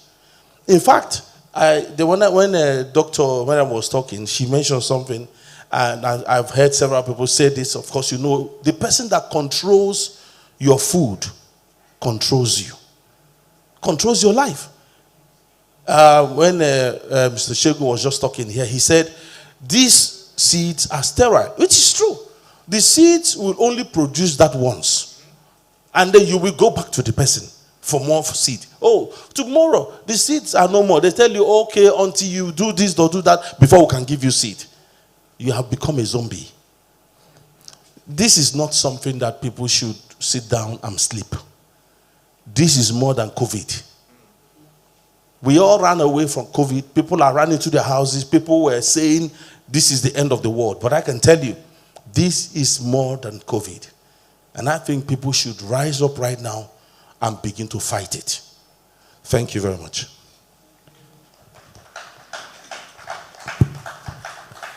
Thank you very much, Mr. Chinedu, for that very inspiring talk. All right, so do we have questions from the floor? Do we have contributions? Questions, contributions, please? Microphone there.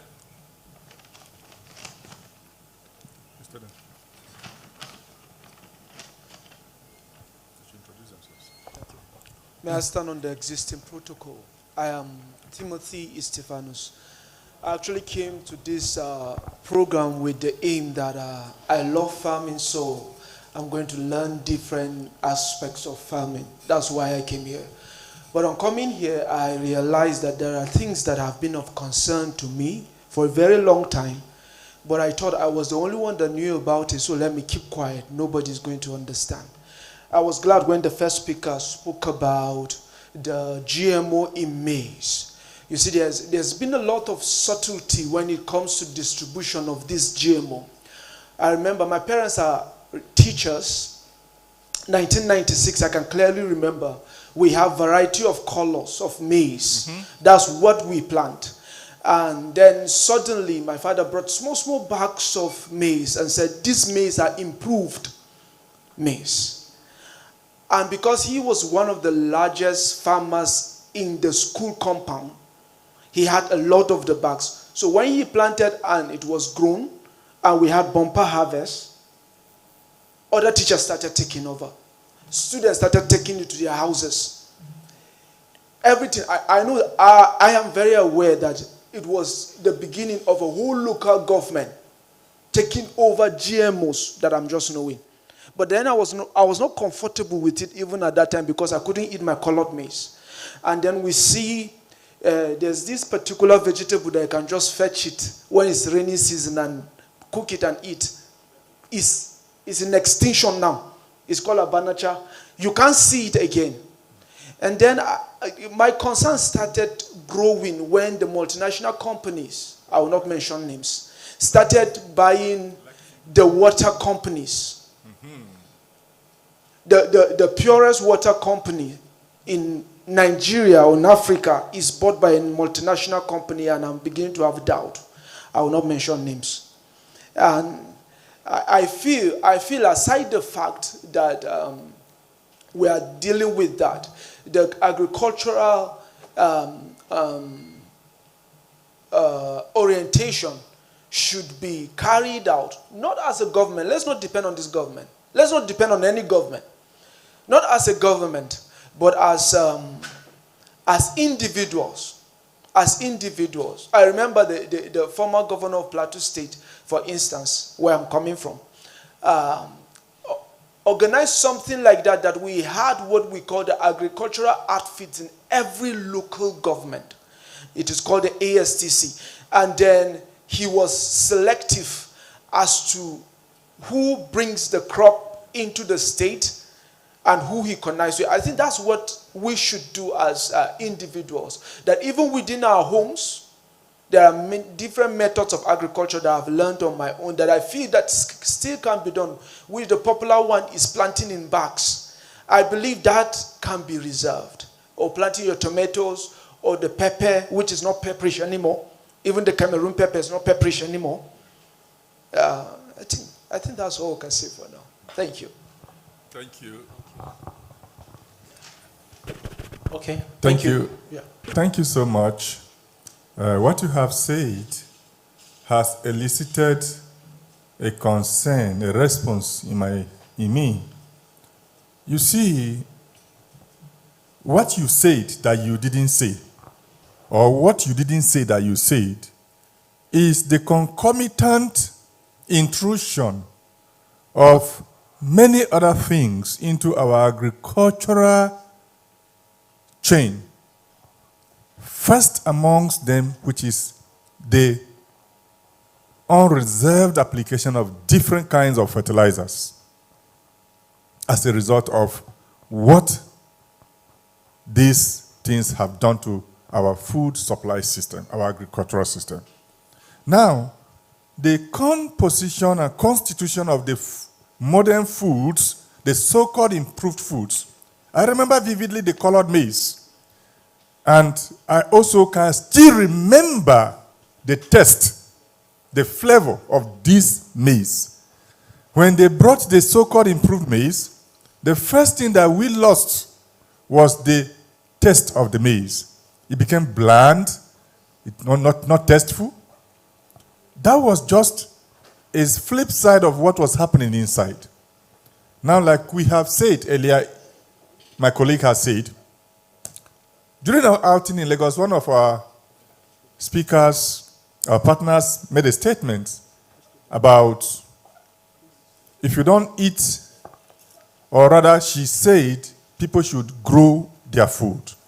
And I think it's a viable campaign to tell Nigerians that this thing that has come upon us is a wake-up call that everybody should begin to think of, even if it is in a bag or even if it's in a flower pot.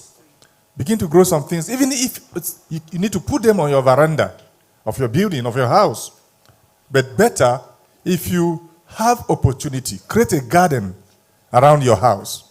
Everybody, if you're in the city and you have some backyard, make a garden of it. Because, like Mr. Shegun said earlier, that anyone who controls your food controls you absolutely. And that's where we are headed to. This thing called genetically modified organisms, or GMOs, the actual connotation is genetically modified poisons. They are poisons. They are responsible. By the time we come tomorrow and we begin to expound more, we will see what these foods have done. Most of what you see in juvenile diabetes, even some adult onset diabetes, is no longer natural. It's orchestrated by these foods. Different kinds of cancers. These chemicals are mutagenic. That means they cause changes they cause a mutation of your genetic makeup of the animal or the person that eats them. They are carcinogenic and they are teratogenic. That means, like Mr. Shegun was saying about frogs, it also happens in humans. That male children are giving birth to and they start growing with mannerisms and attitudes of females. And then somebody will come from somewhere in Europe or the United States and submit a bill to our National Assembly to enforce or to impose LGBTQ with the argument that, oh, this is natural. Children are born like that. You and I may not know that it's the poisons, the chemicals that they engineer the foods. A lot of the soft drinks that you drink in this country today are not sweetened with sugar, the normal sugar that you know. They are sweetened with high fructose corn syrup. That high fructose corn syrup is derived from genetically modified maize, like your teller maize, that is being introduced surreptitiously in this country. So, thank you for bringing that that concern, Stephanos, if I remember that's the name you called. And we're looking forward to more contributions from, because remember, this is a dialogue. Thank you. All right, thank you very much. Please, we have some more contributions, yeah? Please, let's invite Dr. Dennis, please. Thank you, sir. Good afternoon, all. GMOs, I think they have come to kill the entire world. Because even in the hospitals, we see diseases that normally when you do prescriptions, but the next day, 1 or 3 days they go, but the occurrence. I think it is time where we need to talk much about this. It is time that we need to make noise, even in the hospitals. We need to teach our grassroots people everything, even the learned and the non-learned, to know how to identify these GMOs, so they can take charge of their health. Cancer is in the rampage, and many other diseases like that. So I think we have much work to do, much advocacy to do. And I am so privileged to be in this meeting today, and I'm learning a lot. And I believe that by tomorrow, I'm going to take more notes in my head and even in my paper to start doing some write-ups, making more advocacy on this GMO. Thank you very much. Thank you very much, Dr. Dennis. Thank you for that very insightful contribution. And I want to contribute to something that you said, something very important. You said that some vegetables just disappeared. All right, so here's another thing we all need to know about genetically modified crops. They affect the biodiversity. So there are certain crops that you will be seeing, but then because of the presence of genetically modified crops, the cross-pollination across crops begin to wipe out your natural, the natural ones, and then some species of crops start disappearing. So it affects everywhere. As it affects the land, it affects the plants, it affects those who eat it. And it can be weaponized. All right, so let's take some more contributions. Thank you so much. Good afternoon, everyone. Good afternoon. My name is Godswill Anthony, and I'm the General Secretary for Les Avocats. We are an activism group of lawmakers, our law students, and I participated in the Lagos Symposium, and I was really blown away. In fact, I had to start doing my personal research after that symposium, because I got to understand, especially from one of the speakers from the US, a doctor who spoke about extensively about the risk. And I personally have started pushing some of the documents that have come in from that symposium with our organization.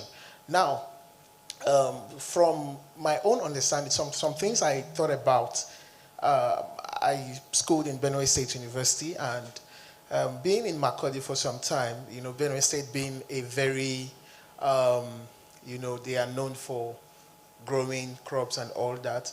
I got to also mix with people that sell agrochemicals. And when you talked about glyphosate, atrazine, I personally knew these products. In fact, I know where they sell them, atrazine powder, glyphosate. And in fact, there is even a particular product they sell that is not lawful. And they sell it, they hide, they sell it, in secret. It is used to get fishes. So fishermen buy it and use it, they put it in the river, the fishes die, and then they gather them. And it is very toxic. And it is actually not lawful. It's not, they are not supposed to sell it. So they sell it, secretly. So, and I know. So, I started thinking, because the greed for money, and, it has affected everything we're talking about here. Because a lot of these people that even passed this bill, they might even know. I want to believe that it will be insanity for someone to pass something about food that you don't know about, or you did not take your time to do your due diligence on. Something that has to do with your health or your body.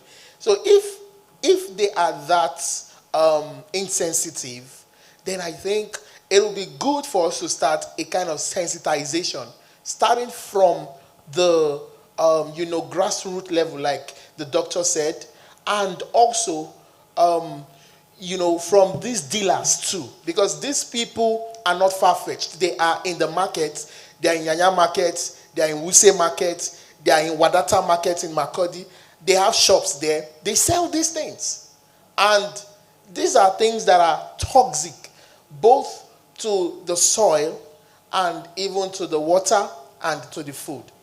So how can we come up with a way of helping them understand the implications? Because I think they are just after making money. But can we help them understand that this is not just about money. We're talking about people's lives here. And we're talking about health. So it's one area I think we might also need to give attention to. Thank you so much. Thank you. In very few words, in very few words, to respond to you, you said, how can we, increase awareness and cool? It's very simple. By joining us. That's it. It's very simple, because one can chase 1,000, two people can do much more, By the time we tap into your resource, we tap into everyone in this room, everyone's resource, you'll find out that there is nobody in this city that we cannot reach. Do you understand? So that's what we need to do. So the conversation doesn't end the moment we put off the cameras and put off the microphones and leave this auditorium. The conversation continues. In fact, it actually begins, because now we have more people who are informed about what is actually going on. And I personally want to think that those who are, I think it's out of the good-naturedness of Nigerians, and many of them are politicians, are lawmakers, and are senators. I think it's out of their good-naturedness that they actually welcome with open hands food intervention. So you read the news, you see it, that, $134 million has been injected to tackle food security. Then you're like, oh, thank God, we're doing something about this, So it's out of the good-naturedness, they will see a bill that says, oh, let us improve our food, and they will want to, pass it. So that good-naturedness is being exploited by people who know what exactly it is. So here's how they penetrate. Half-truths. They don't say the truth. They don't say everything. So they will tell you that genetically modified crops would bring $184 million, boost our Nigeria's exports by $184 million. Like it's in the news. You can Google what I just said. It's in the news. That's what you're going to be told. That, it's going to boost, because to boost our production, we're going to have more food varieties. We're going to have food everywhere. It's going to solve the food security problems. But they don't tell at what cost. So the manuals, the documents are not complete. They only tell you the good part. But it's like somebody telling you that, oh, I want to give you this phone. This phone is so powerful. It's the best phone in the world. This phone is this, is that. And then he's not telling you that that phone at night used to turn to knife that will stab you. Do you understand what I'm saying? So there is a part of the story that is not being told. And that is the part of the story that we need to start telling, because nobody would open his or her eyes and, pass those bills and do those things. So our stakeholder engagement has just begun. We need to take this engagement to everybody, every single person that we have access to. And we're going to have many more of this kind of engagement all across the nation, because we now have you with us. So I want you to contribute to that. Thank you. Thank you so much. I just want to say something. My brother here to add. He said most of these things that was hidden. They're no longer hiding it. Go to Utako Market and ask. Is displayed. Glyphosate said. They are so emboldened now. These things are not hidden anymore. You can buy these poisons anywhere, straight from the market. You don't even need a permit. Nothing. You can get it. Is it last year we heard that a whole village was poisoned in Benue? You know what happened?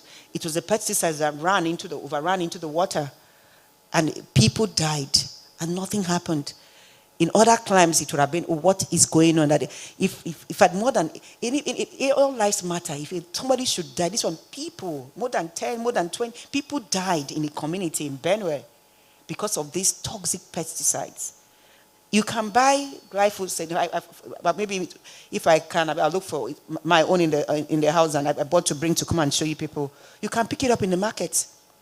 They're not hiding anywhere. These people are so emboldened. I call them missions of death. These are missions of death, because knowingly you know you're going to, because of money, would you live forever? Are you not going to die? And then if COVID taught us anything, I'm not happy when so many people could not even leave Nigeria for medical care. They were stuck here. These people if people know that, for instance, where my brother wearing white is where we get our food. Everybody, we are going to, if you see anybody even trying to match on that area, you would scream, no, my food. Because they don't even imagine it. You sit in National Assembly, you sit at the villa, you sit somewhere in your house with feeling it's coming to you. As Christians, remember when Queen Esther was told, do not think because you're in the palace, it will come to you, you would also die.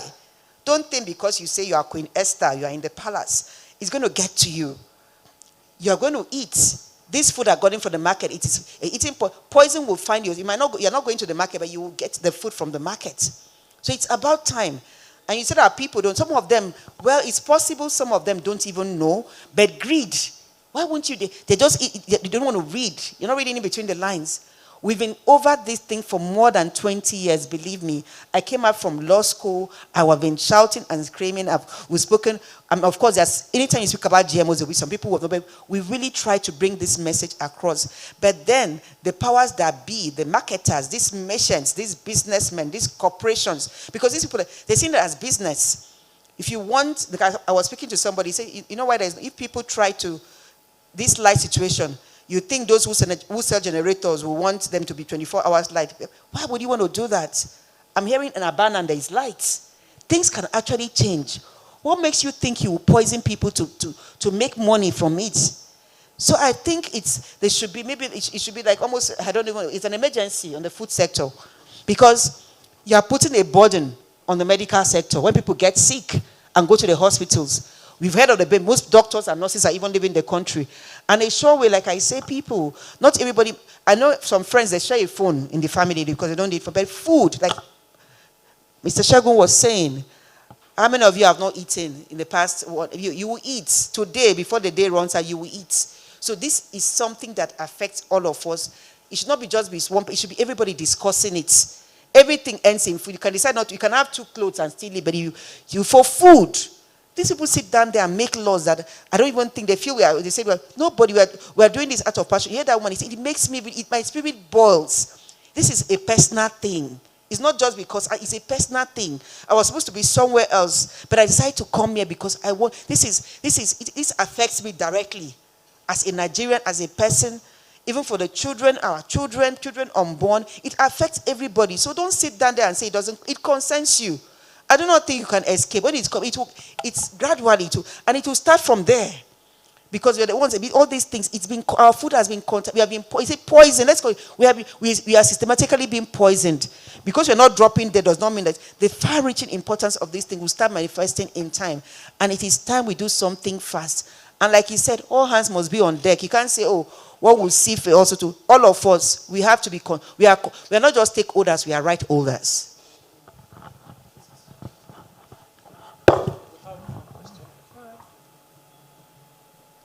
Good afternoon, everyone, and good afternoon, our speakers. I really want to thank the lady that brought me here because it has been, I really learned a lot and I have a take home back to the school. So now my question is, being here, I was able to know more about this GMO and more that I didn't even expect. So now I'm taking back this information back to the schools because I'm sure most of us don't even know what is happening.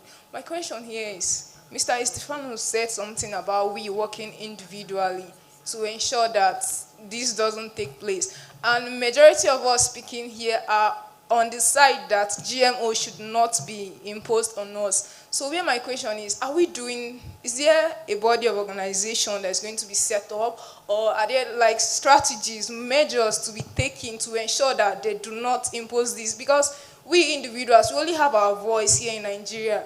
But our voice will not really go that far because they don't do anything. After speaking, no actions are being done. So my question basically is there any measures, control, organizations that are going to be set up to ensure that they do not impose this thing on us? And then most of the persons selling this, just as she mentioned earlier, they sell it because of greed. Most of them are not even aware because where they buy these things from, I'm not sure they're also going to tell them of the bad effects. So they buy it because they want to make lots of money. So now advertisement, like enlightenment, educating them is important. And then laws, degrees, acts to be set up to ensure that they do not impose these things on us. That's my question.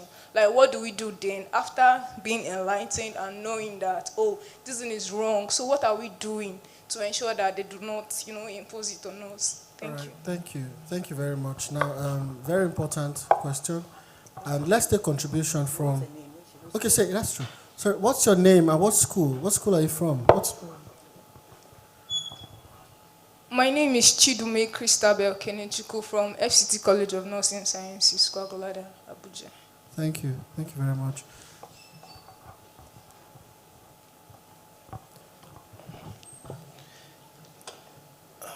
Good afternoon, everybody. Thank you for all you are doing.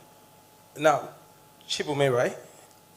Chidume's question kind of like goes into the things that I wanted to, highlight when the legal practitioner was talking about. Sorry, can I interrupt you a bit? So, please come forward. Now, let me introduce him. He's one of our speakers tomorrow. He is Mr. Oluwaseyi Ifelaja, and he is going to be interrogating very deeply the legal implications of GMO. And from his speech tomorrow, from the things he's going to talk about tomorrow, we're going to be learning so much on, the legalities, the legal implications of what is going on. And, of course, a lot of next steps in the legal aspect is going to come from his content tomorrow. Thank you. Thank you. Thank you very much. So, yes, a lot of things have, gone wrong. We're kind of like starting the fight behind schedule. But thank God for the courage to fight. And that's one thing that none of us should let die. Very good question. After talking about it, after sensitizing, so what do we begin to do? As a student body, when he said individually, I'm sure it's not per person level.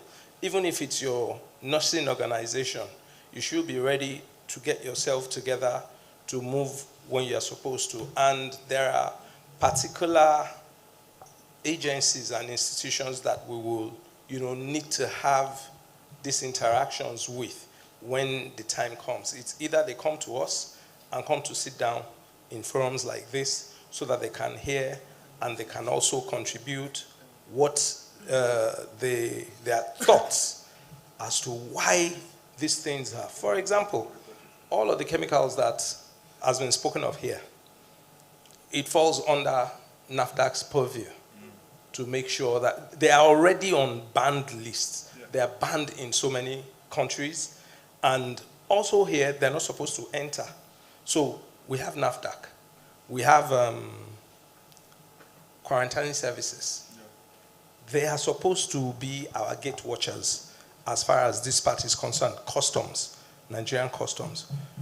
Those are the people that we would also need to take the conversation to ask them, is it that you know or you don't know or you turn the other way and collect something to allow these things come in? We should be ready to take the conversation that far.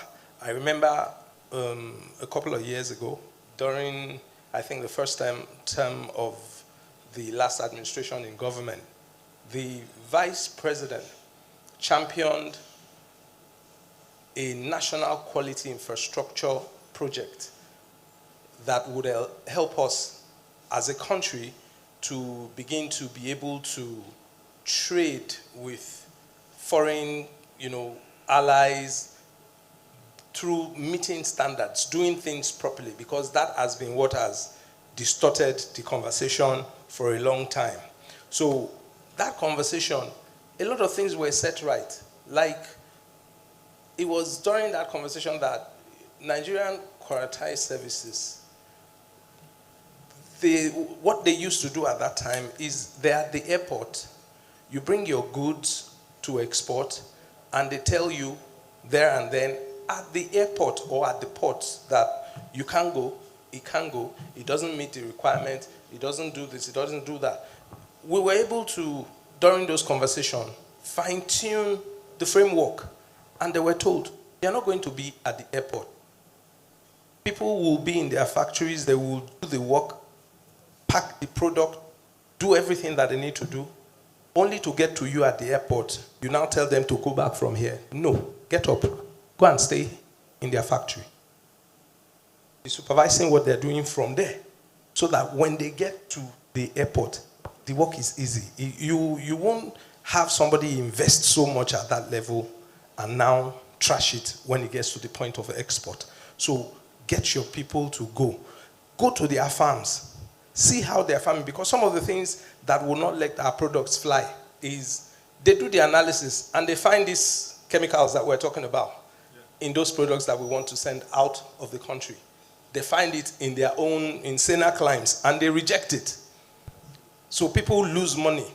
But here in Nigeria, where we're supposed to tackle it from the field, the agencies that are supposed to be going around doing that, they sit in the comfort of their office, they wait for you at the port, they wait for you at the terminals. That is where they want to check, instead of coming to where it is happening and making sure you do the right things from the scratch. Those are some of the things that we will have to, take a look at, take the fight to, and begin to address them to do things rightly. Thank you. Thank you very much. And in contribution to what he has said, we're going to take advantage of our democracy in Nigeria. We're going to take full advantage of our democracy to hold these agencies accountable. For this event that we're currently at, we invited some of them. They refused to show up because we didn't see them here. We invited them and we didn't get to see them because we wanted to have a dialogue with them. We wanted to speak with them, so that we can interrogate how these things, are being done. Because the genetically modified foods, an organism rather, there are agencies called, for instance, the National Biosafety Management Agency is responsible for overseeing this. It's in the name, biosafety. They are responsible for this. There are several other agencies that play roles in this. And as a matter of speaking, we are going to be, I'm saying it here, we are going to be interrogating, this is a research institute, the Center for Food Safety and Agricultural Research. We're going to be interrogating their processes and looking into their methodology We want to look at the papers. It's subject, I mean, this is under the Freedom of Information Act. We should have access to their research methodology on how they came about, even the 4 variants of telomerase that was approved in this country. So we are going to be requesting for their documents. We want to look at them. We have every right to those documents, and then we would use those documents for our future debates on this topic. You know, gone are the days where we would just fold our arms, like the last speaker said. Everybody had the role to play. He said something. The agencies will sit in the office and won't come out. The same way, informed Nigerians will sit in our homes and fold our arms and be looking at the television. No. Now we are going to come out and begin to hold these agencies accountable. And when the whole nation stands up and begins to interrogate these things, and we put a lot of light on it, then we have to begin to, repeal some laws, because some have been legally stamped into the country because there was not sufficient information about it, and there was not enough stakeholder engagement, and also there were a lot of, processes that were not universal. So certain actors were intentionally sidelined in the development to where some of these genetically modified things have to lead to where we currently are in the country. Before now, there's been a lot of legal actions taken by the HOMEF Foundation, which she represents, and many of them have been, some have been fought, and there are battles that we are going to restart, and we are going to fight them till we win. Thank you. Thank you. Okay. Thank you very much. Good afternoon, everybody. My name is Samuel Aku. I am a legal practitioner. I want to particularly appreciate you for setting up, this event. With all that I have heard so far, ordinarily, this auditorium is supposed to be filled up with Nigerians, ready to hear all of the information that you have passed across. Because, yes, listening to all the speakers has somewhat, increased this mental rejig and agitation in my thoughts. Because, yes, from where Mr. Stephanus, while he was speaking, he said something particularly about, when he was growing up, there was this particular crops that they were used to, and then all of a sudden, his dad came up with some other improved crops. Now, listening to all of this, it brings a whole lot of question to mind. To really confirm the fact that, yes, all the while we have been poisoning ourselves under the guise of feeding ourselves. Let me give us a very good example. And yes, all of these thoughts, I've been asking myself while seated here, listening to all that you have been saying. Now, once upon a time, we used to hear that fibroids is one disease prevalent amongst ladies who have hit menopause, who are done giving birth to babies, and then these growths, generate from within their wombs. But unfortunately, today, you hear a 13-year-old, 14-year-old girl telling you she has fibroid. And the big question is, how? How did you get to this point? Once upon a time, comparing the analogy from our fathers, from our parents, we know how that so many of them gave birth to so many children. Like myself, my dad has about 18 of us. he was that active and fertile. And today you meet a young man, active and fertile, meet a young lady, active and fertile. They get married and they start having issues with childbirth. You ask yourself, why? You go to the doctors tell you, oh, you're good, you're fine, you're okay. And yet, they are unable to reproduce. All of these questions you ask yourself. So now we're talking about genetically modified organisms, okay, by way of crops. Now it is also, like I said, this whole event now is giving me some mental rejig. I dare to ask these questions as well. Once upon a time, we used to eat chickens. Those chickens that we used to eat from our father's, backyard. Those chickens were sweeter than what we eat today. And now you ask yourself, how do you even? They tell you have broilers, you have cockerels, you have layers, and the rest. So how is it that they were able to come up with all of this? Today now, the highest consumed food in Abuja are fishes. If we are to say the fishes in Jabi Lake now, for instance, are to be eaten by everybody, I think in a day, with the fish consumption in Abuja, we should have been able to, round them all up. And now, unfortunately for us, all of these things, over time, we have inadvertently been taking them into our systems and not knowing that we have been killing ourselves. But this event has given us, this opportunity to challenge ourselves, to challenge our thoughts, and to challenge our minds. And I know critical questions have been asked. If we have this much information, how is it that it's just a few of us that are recycling this information? And yes, the question has been asked as to what do we need to do from here? And I thank Mr. Shegun particularly for saying, yes, we all are now active advocates or participants on this.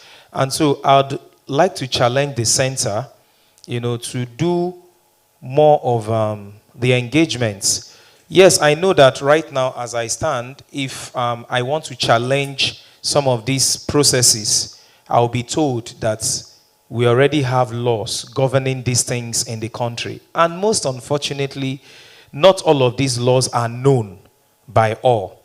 I know that sometimes these laws are surreptitiously, brought into our laws, and they are passed without nobody knowing. And then when you want to challenge it, they will tell you they are there in your laws. Okay, so I think this now is giving us an opportunity, more of a wake-up call to be more engaging, with these persons. Because yes, sometimes, and most of the times, the government does not even know the implication of the passage of some of these laws. Now, because whoever it is that is bringing the law, whoever is sponsoring this law, has settled their bellies very well. You understand what I mean. So I think this is a clarion call to each and every one of us. And like I told you behind the scene, I think we are going to work some more and engage a lot of the active participants, like from our side on the MBA, the body of lawyers, look at the medical doctors, the health ministry. In short, we are even using the facility of the Ministry of Justice. So ordinarily, I should have expected that we had representatives from the Ministry of Justice. So I think this is the beginning, and I think we will have some more interactions. And as time goes on, I think we should engage more with these persons. If they are refusing to come to you, you will go to them. And that way, we'll be able to get all of this. Thank you so very much. We will go to them. Thank you so much. We will go to them. We will go to them. Okay. The last person before. Okay. I'm sorry, just to add to what, just to say something, this is the first. Tomorrow, you will see the rest of them, because we planned tomorrow for the larger crowd. In fact, they said, when they passed by and they said that they thought tomorrow we asked them to come and join us. So tomorrow you're going to see them. Thank you. All right. Good afternoon, everyone. Thank you so much, sir, for this symposium or this dialogue. Just to give some information concerning the point you raised. You see, reality presents itself in two halves. What is shown and what is hidden. Now, talking about GMO, what they've shown us that GMO can offer is just propaganda. You understand? What they aren't telling us about GMO is the cause of what you mentioned. Infertility, obesity, and all sorts of things. Now, just because we are rounding up, I'll just tell you an experience, share an experience with you. I'm a farmer, a practicing farmer. I bought a loaf of bread. Professor, I bought a loaf of bread. I ate what I could eat. And I left the remaining on the table. I traveled. I went to farm. I spent more than 2 weeks on the farm. When I returned back home, sir, the bread was still as fresh as when I bought it. Then I was like, there's a problem. Ordinarily, you don't expect a loaf of bread to last that long. So what could be the problem? It's either the preservative or the source of the flour. And it will interest you to know that in Nigeria now, we have thousands of hectares of GMO wheat being cultivated. Yeah. And our flour is majorly from wheat. So if you have planted a GMO wheat, definitely it is processed into the flour, and that is what we are eating. So this is a wake-up call. You are here you have heard some information. What will you do about the information? So it starts with you and I. What we have heard here today and what we hear again tomorrow, let us action on it. Not eating bread will not kill anybody. It won't kill anybody because if the bacteria, if the microbes cannot consume it, then why should I consume it? So that is it. And invariably, it is telling us that the longer the shelf life of the food we are eating, the shorter our own. Yeah. So just imagine a bread lasting for more than two weeks. It's terrible. So that is just, and for what you said, that disappearance of some vegetables. Part of what GMO does is it introduces a novel toxin that you don't even know, you are not aware. Pathogens. So these are what destroys, like what the convener said, destroys the biodiversity. You understand? So what they are releasing, in fact, you hear a lot tomorrow. Let us just, He's one of our speakers for tomorrow. He's going to be speaking a lot tomorrow. He's a practicing farmer. I mean, I don't mean a small practicing farmer. He's a well-established practicing farmer with a lot of experience with from the farm to processing to production, all the line of production. So tomorrow we're going to be receiving the full dose of what he has to say. So tomorrow is going to be a very powerful event. We want, like we said, everyone needs to bring more people in this city who can actually begin to light up, the various agencies and sectors of government and also of the society that we would begin this the crusade for us to expose more information. The truth of the matter is we're not against GMO. I think I need to clarify that at this point. We are not against GMO. We are not. Our position actually is for everybody, because there are some people that may want it. It's freedom, human right. If that is what you want, go for it. But we need, our work is to expose as much information about it as possible. I think I have to clarify that more. See, I'm a scientist. I'm a professor. Right now, I'm supervising PhD students that are working in the field. And it will be unjust for me to know all this. It will be even unpatriotic for me to know all this and say I am not against them.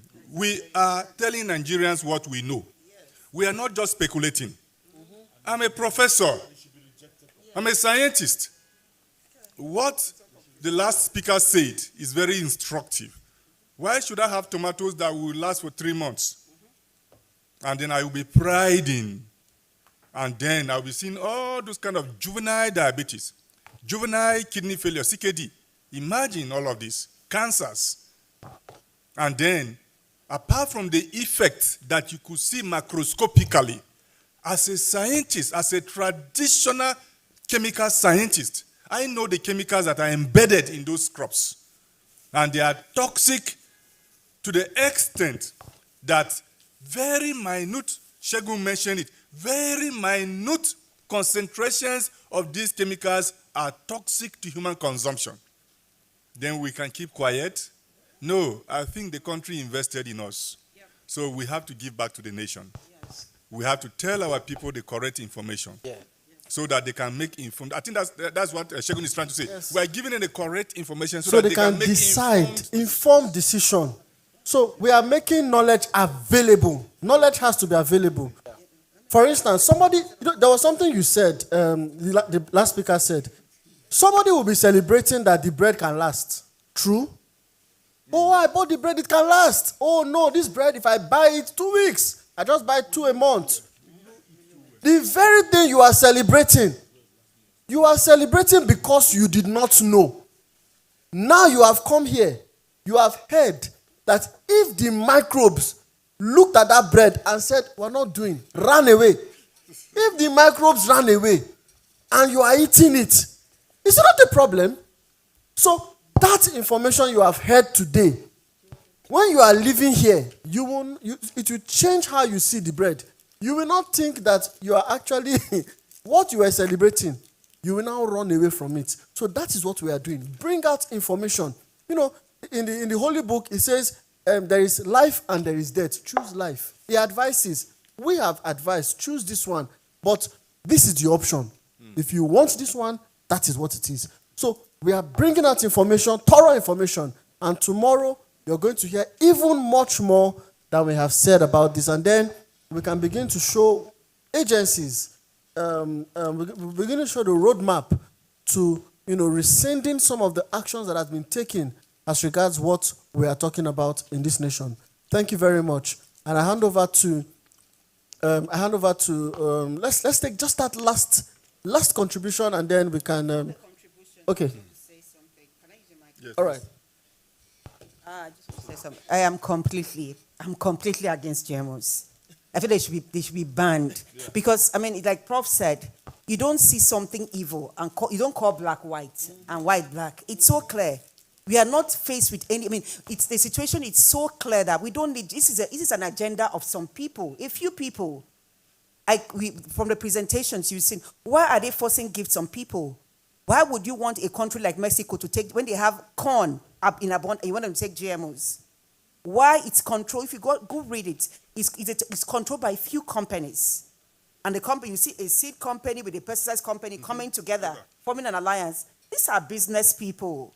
And personally, I'm picking for myself because we feel Nigeria can do without GMOs. We have Nigeria is a blessed country. We have great farmers here. All it takes. And I used to wonder, these agencies that are who are promoting GMOs, they have other things. Don't you have another mandates? Can't you do other things? We are hearing Niger Delta, the soil there is damaged. Can't you think of things? Why are we running head into the sand to promote these toxic technologies? We are completely against it. Because, like what Prof says, we've seen this, there are studies, not just us, there are studies, like he said, Google it. It is clear.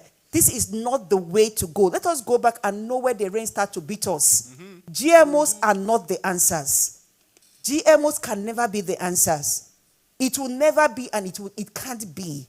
Agroecology is the way to go. Because people are just, some people just want us to follow this blindly because they are smiling to the bank. This is not the way to go. Please choose life. Choose healthy food.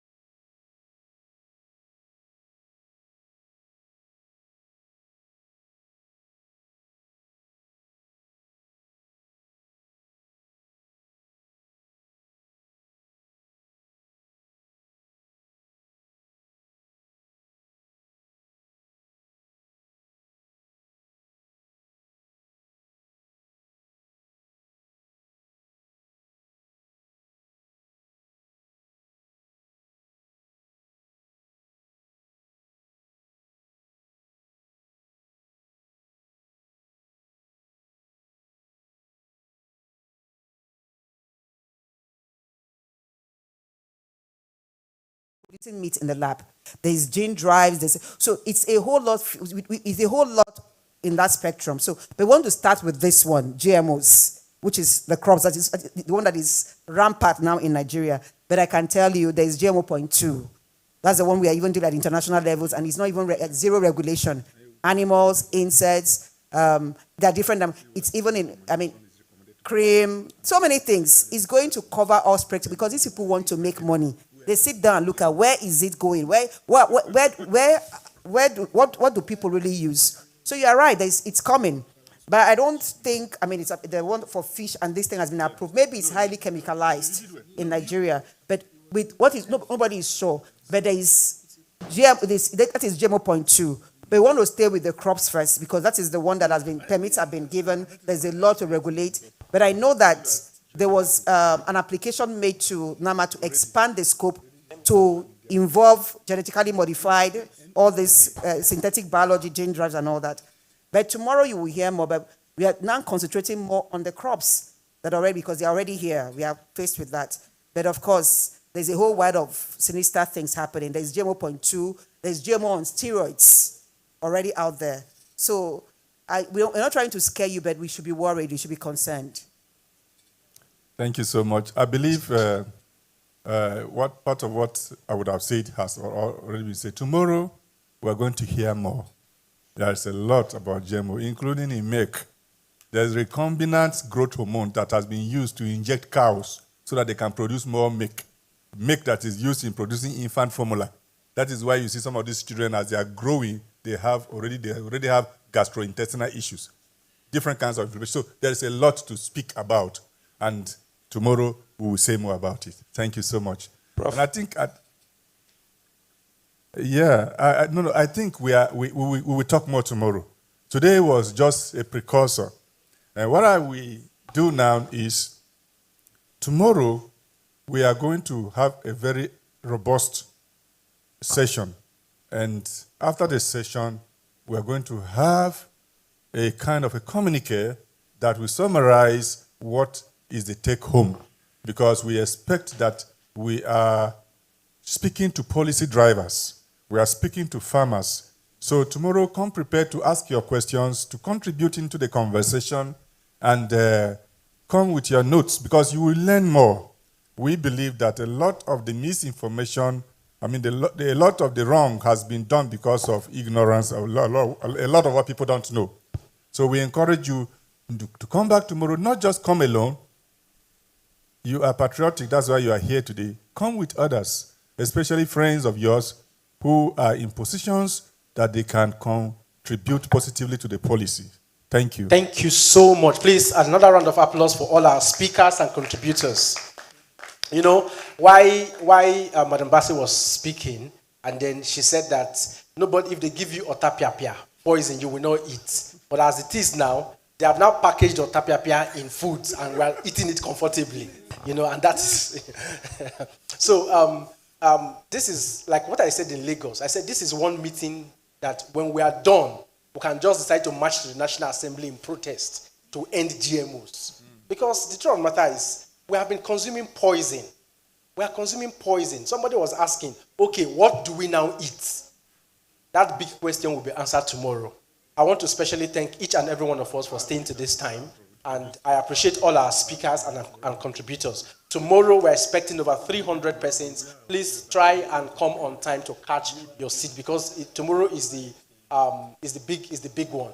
It's the big one where so many questions will be answered, and some of our speakers will also arrive to most of the technical issues we faced today. We are not going to face it tomorrow. We have overcome all of them.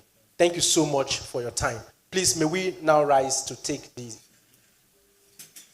Okay, please, Prof, have you given a closing remark? Yes, you have. That is what I did. Okay, thank you so much. I knew you were on the edge, so I decided to shorten the road for you. All right, thank you. Do we have... Huh? Yeah, Shehu, come and take a photo with us. Before we want to take a picture. Okay. And sir, please, we request you to join us. Who?